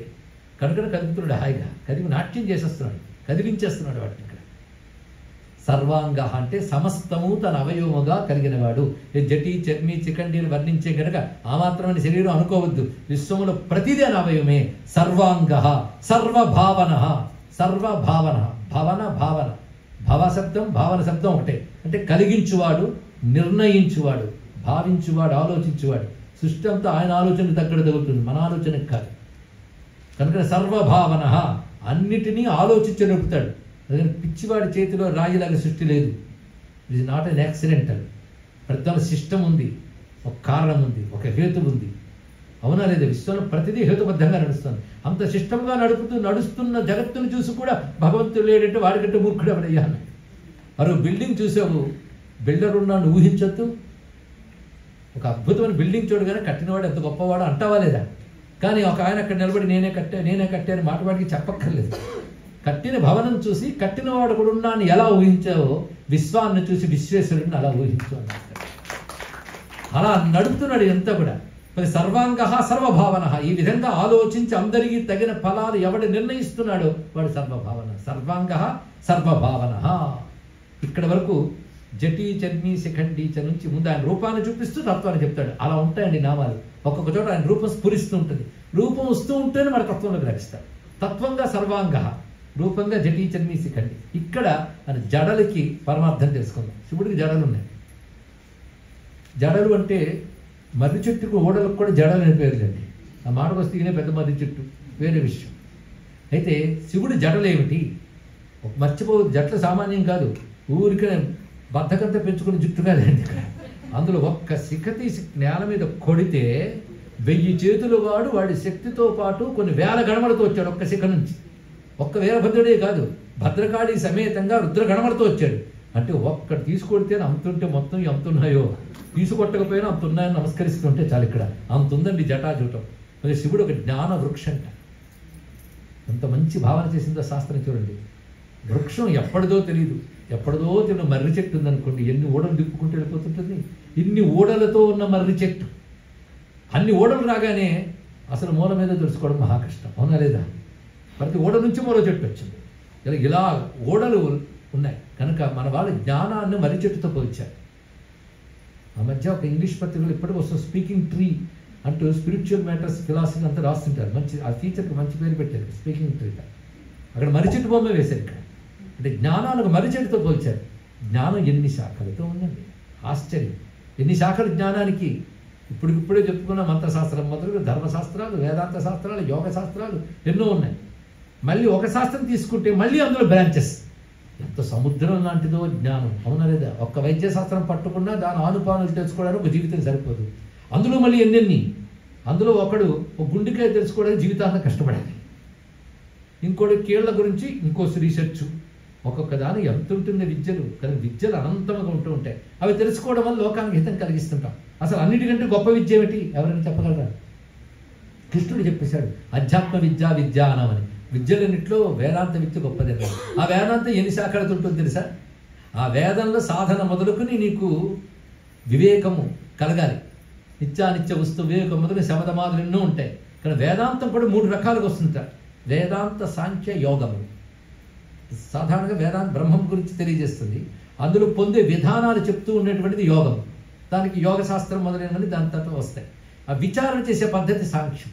కనుక వేదాంత, సాంఖ్య, యోగాఖ్యా త్రిస్రస్త జటయస్మృతా అన్నాడు. ఇక్కడ జడలంటే ఏమిటంటే వేదాంతము, సాంఖ్యము, యోగము ఇవన్నీ జడలు. అనేక ఓడలతో మర్రి చెట్టు ఎలా ఉంటుందో అనేక విద్యలనే జటలతో శివుడు ఎలా ఉన్నాడు అని చెప్పారు. ఇక్కడ శివుడిని చూడగానే జటలన్నీ అనేక విద్యలే జటలుగా కలిగిన జ్ఞానమూర్తిగా శివుడిని చూస్తున్నాం అన్నాడు. చర్మాంబరధారి. చర్మం ధరిస్తారు ఏంటంటే బాబు, అది కూడా ధరించడానికి అది కూడా అక్కర్లేదు అసలు. అందుకే తర్వాత వస్తుంది దిగంబర అని. ఇక్కడ ఆయన చర్మం కూడా వస్త్రంగా అక్కర్లేదు. ఏదో మొహమాటానికి వ్యవహరిస్తున్నాడు కానీ కాదు. చర్మాంబరధారి వెనకాల కూడా గొప్ప కథ ఉంది. అసలు తాత్వికంగా ఒక్కసారి ఆలోచిద్దాం. అంబరము అంటే వస్త్రం, అంతే కదా. చర్మమే వస్త్రముగా కలిగిన వాడు చర్మాంబరుడు. ఇప్పుడు మనకి చర్మం అంబరమా కాదా? చెప్పండి. చర్మం మన వస్త్రం లాంటిది. ఇది తెలియాలంటే మనం మా కృష్ణుడి దగ్గరికి వెళ్ళండి. వాసాంశ జీర్ణాన్ని యథా విహాయ నవాని గృహ్ణాతి నరోపరాణి తథా శరీరాన్ని విహాయ జీర్ణాన్ని అన్యాని సంయాతి నవాని దేవి. చెప్పడే లేదా? కనుక శరీరం ఏమైంది? వస్త్రమేగా. మనుష్యుడు చిరిగిన వస్త్రాన్ని విడిచిపెట్టినట్లుగా శరీరాన్ని దేవి విడిచిపెడతాడు. అయితే దేవి శరీరాన్ని విడిచిపెట్టే శరీరమే దేవిని వదిలేస్తుంటుంది. అప్పుడప్పుడు ఆ శరీరాన్ని తగలెట్టేస్తాం. యోగులు శరీరాన్ని విడిచిపెడతారు. వాళ్ళే శరీరాన్ని విడిచిపెడతారు. నిజంగా ఎప్పుడు మరణించిన తర్వాత కాదు, బ్రతుకుండగానే శరీరాన్ని విడిచిపెడతారు యోగులు. తెలుసా మీకు? ఆశ్చర్యం ఉందేమో. అంటే శరీరం నేననే భావాన్ని విడిచిపెడతారు. ఆ శరీరంతో తాదాత్మ్యం చెందరు వాళ్ళు యోగులు. మరి దేనితో? ఆత్మ సంస్థాకర. వాళ్ళు పరమాత్మ భావాలను ఉంటారు. ఈ శరీరం కూడా వేరుగానే చూస్తారు. ఇందులో అది ఉండడం వల్ల పనిచేస్తుంది, దీని పని చేస్తూ ఉంటుంది. తాము మాత్రం ఆత్మగా మిగిలిపోతారు. అలాంటి వాళ్ళు అర్థం అవడం కష్టం. వాళ్ళని యోగులు అంటారు. యోగే అర్థం కాడు, ఆ జ్ఞానం ఎక్కడ అర్థమవుతుంది? అలాంటి వాళ్ళు చర్మాన్ని అంబరంగా చూసేవాళ్ళు ఉన్నారంటే ఒకసారి రమణ మహర్షి దగ్గరికి ఒక మహానుభావుడు కారు వేసుకుని వెళ్ళాడు, సూట్ వేసుకుని. వెళ్ళి వచ్చి, స్వామి నేను కొత్త కారు కొనుక్కున్నాను, మీరు చాలా మహిమాన్వితులు విన్నాము, మీరు వచ్చి కారులో కూర్చోండి, నాకు కలిసి వస్తుందని. పిచ్చివాడు. ఆయన ఒక్క కారు ఎప్పుడు ఎక్కలేదని తెలియట్లేదు. కారు ఉండడమే గొప్ప, సూట్ ఉండడమే గొప్ప అంటే రెండూ లేవు ఆయనకి. మరి ఆయన వెళ్ళి దండం పెట్టాడంటే వీటికన్నా ఆయన గొప్ప అని తెలుసుకోవాలి కదా. ఆయన తెలుసుకోడు. అది వచ్చింది బాధ. ఆయన దగ్గరికి వెళ్ళి ఇదే బిరింపు. ఒక్కసారి మీరు కారులో కూర్చుంటే ధన్యుడిని అయిపోతాండి. ఇప్పుడు నేను వెహికల్లోనే ఉన్నాను ఆయన అన్నాడు. నేను ఈ వెహికల్ పని చేయకపోతే నలుగురు నన్ను వెహికల్ తీసుకెళ్తానని చెప్పాడు. కనుక అసలు వెహికల్ ఇదే, అసలు వస్త్రం ఇదే. కానీ చర్మాన్ని వస్త్రంగా ఎంతమంది భావిస్తున్నారు? అంబరం ఎంతవరకు కట్టుకుంటామండి? బాగుంది అనిపించేటంతవరకు కదా. కానీ చర్మం అంబరం, ఒక వస్త్రం. ఈ వస్త్రం చర్మం అంత అందంగా ప్రకాశించడానికి కారణం ఎవరు? ఇది చుట్టబెట్టుకు తిరుగుతున్నాం, బాగుంది అనుకుంటున్నాం, పోతుందేమో అని బాధపడుతున్నాం. ఇది బాగుంది అనిపించడం వల్లే కదా. ఇది బాగుందని ఎవరి వల్ల అనిపించింది? ఒక ఆయన అన్నాడు, ఇది నిజానికి శవమేగా, పని చేయకపోతే శవము పని చేస్తుంది. ఏది ఉండడం వల్ల శవం శివమయ్యిందో అతడే శివుడు అన్నాడు. ఇది శుభం అనిపించిందా లేదు శరీరం?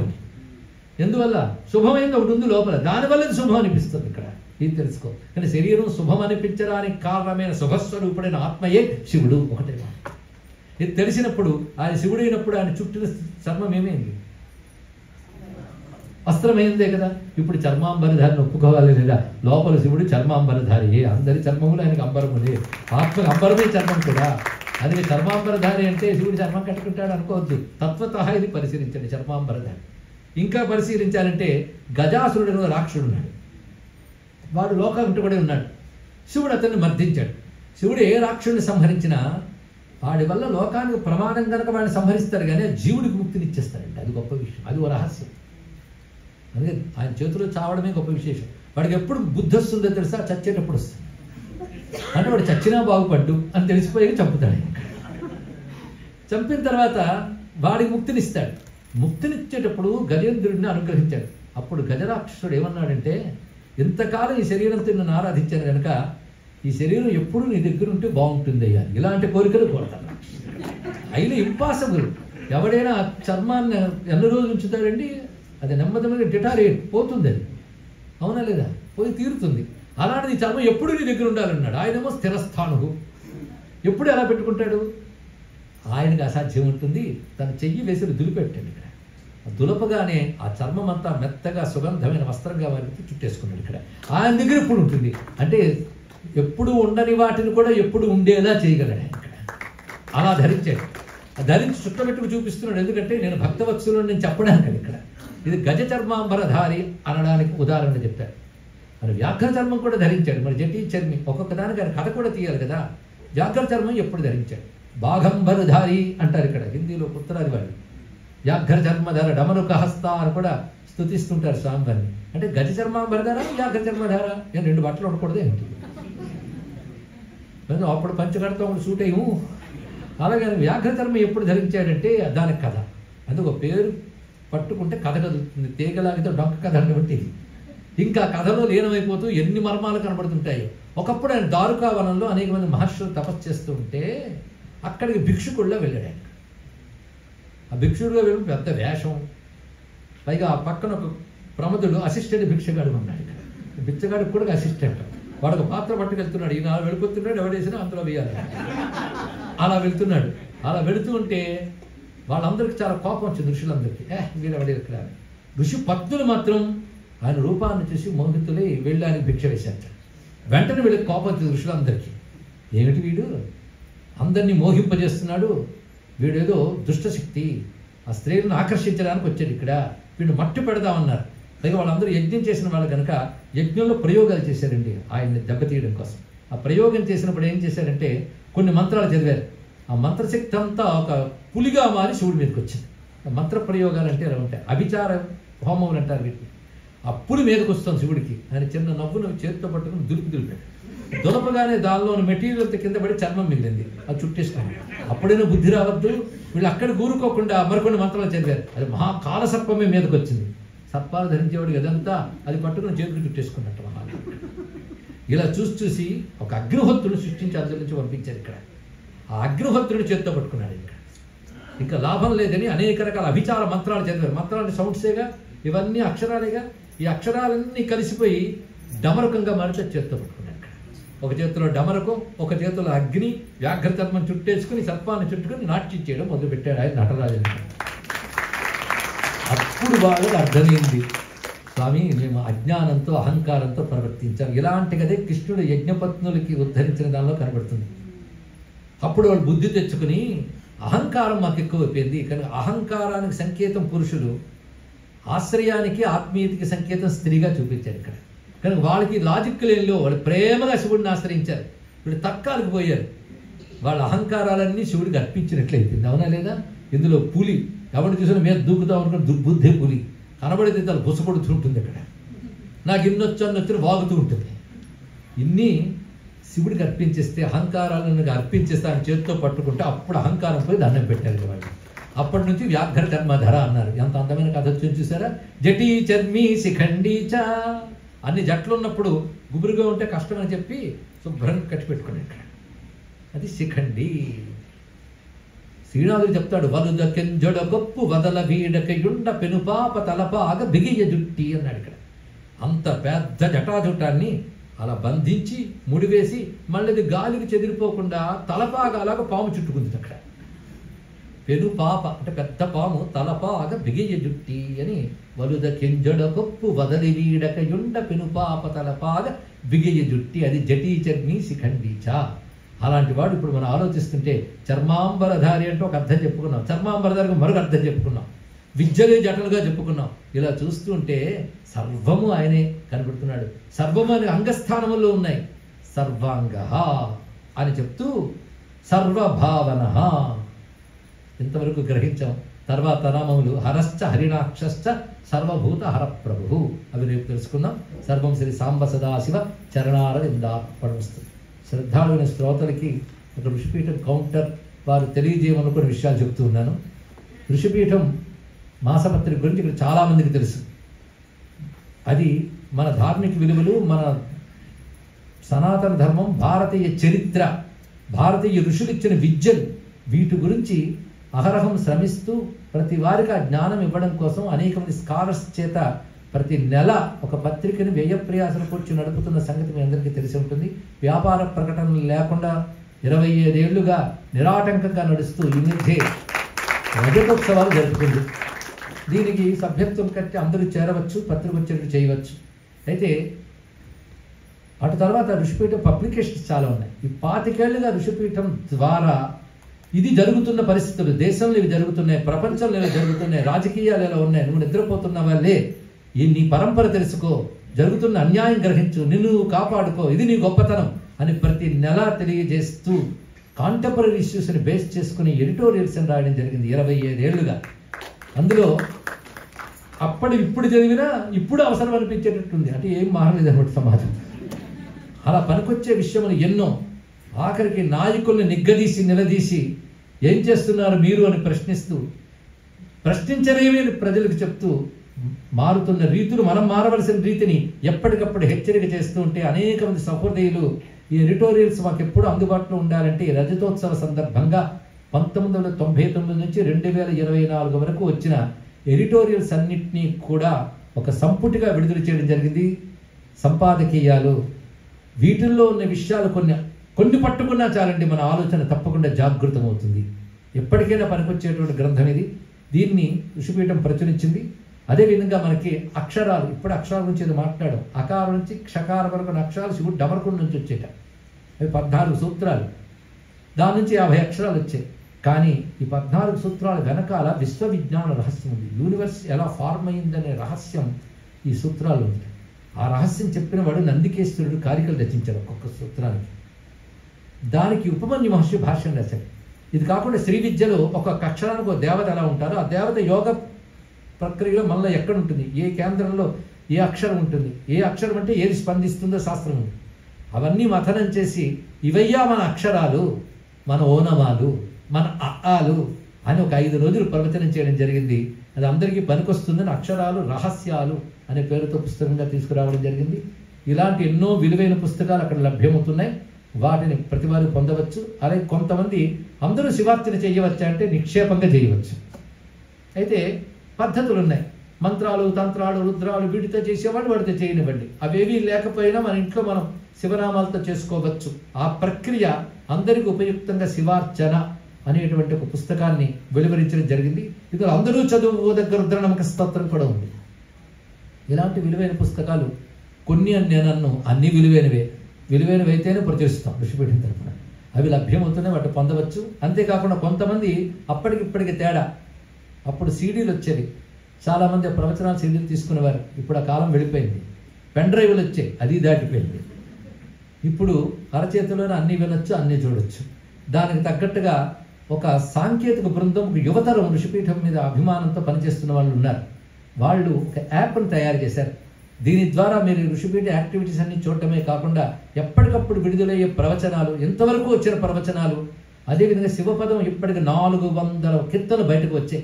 గరిమల్లి బాలకృష్ణ ప్రసాద్ గారు మొదలైన వారు గానం చేసినవి, మల్లాది సోదరులు పాడినవి, అవన్నీ కూడా వినవచ్చు.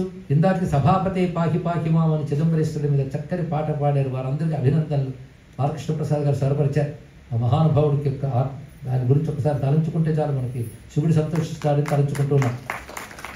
అవన్నీ కూడా లభ్యమవుతాయి ఈ యాప్ ద్వారా. యాప్ పేరు సమన్వయ సరస్వతి. నోట్ చేసుకుని ప్రతి వారి యాప్ని మీరు డౌన్లోడ్ చేసుకొని దాని ద్వారా కావలసినవన్నీ పొందవచ్చు. సమన్వయ సరస్వతి ఇలాగ ఋషిపీఠం తరపున నిర్వహించబడుతున్నది. ఇంకా చాలా విషయాలను తర్వాత తెలుసుకుందాం. స్వస్తి.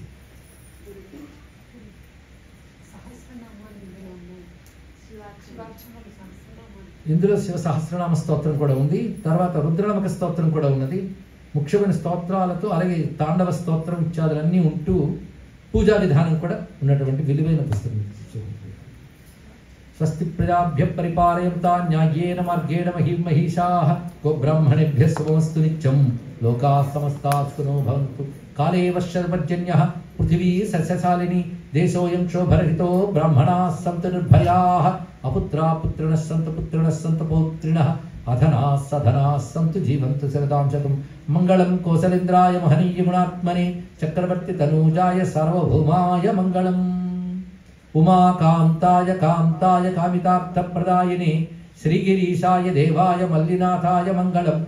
కాశీక్షేత్ర నివాసాయ కామితార్థప్రదాయినే విశాలాక్షి సమేతాయ విశ్వనాథాయ మంగళం. శ్రీమద్రమారమణ గోవిందో హరి గోవింద. నమః పార్వతీపతయే హర హర మహాదేవ.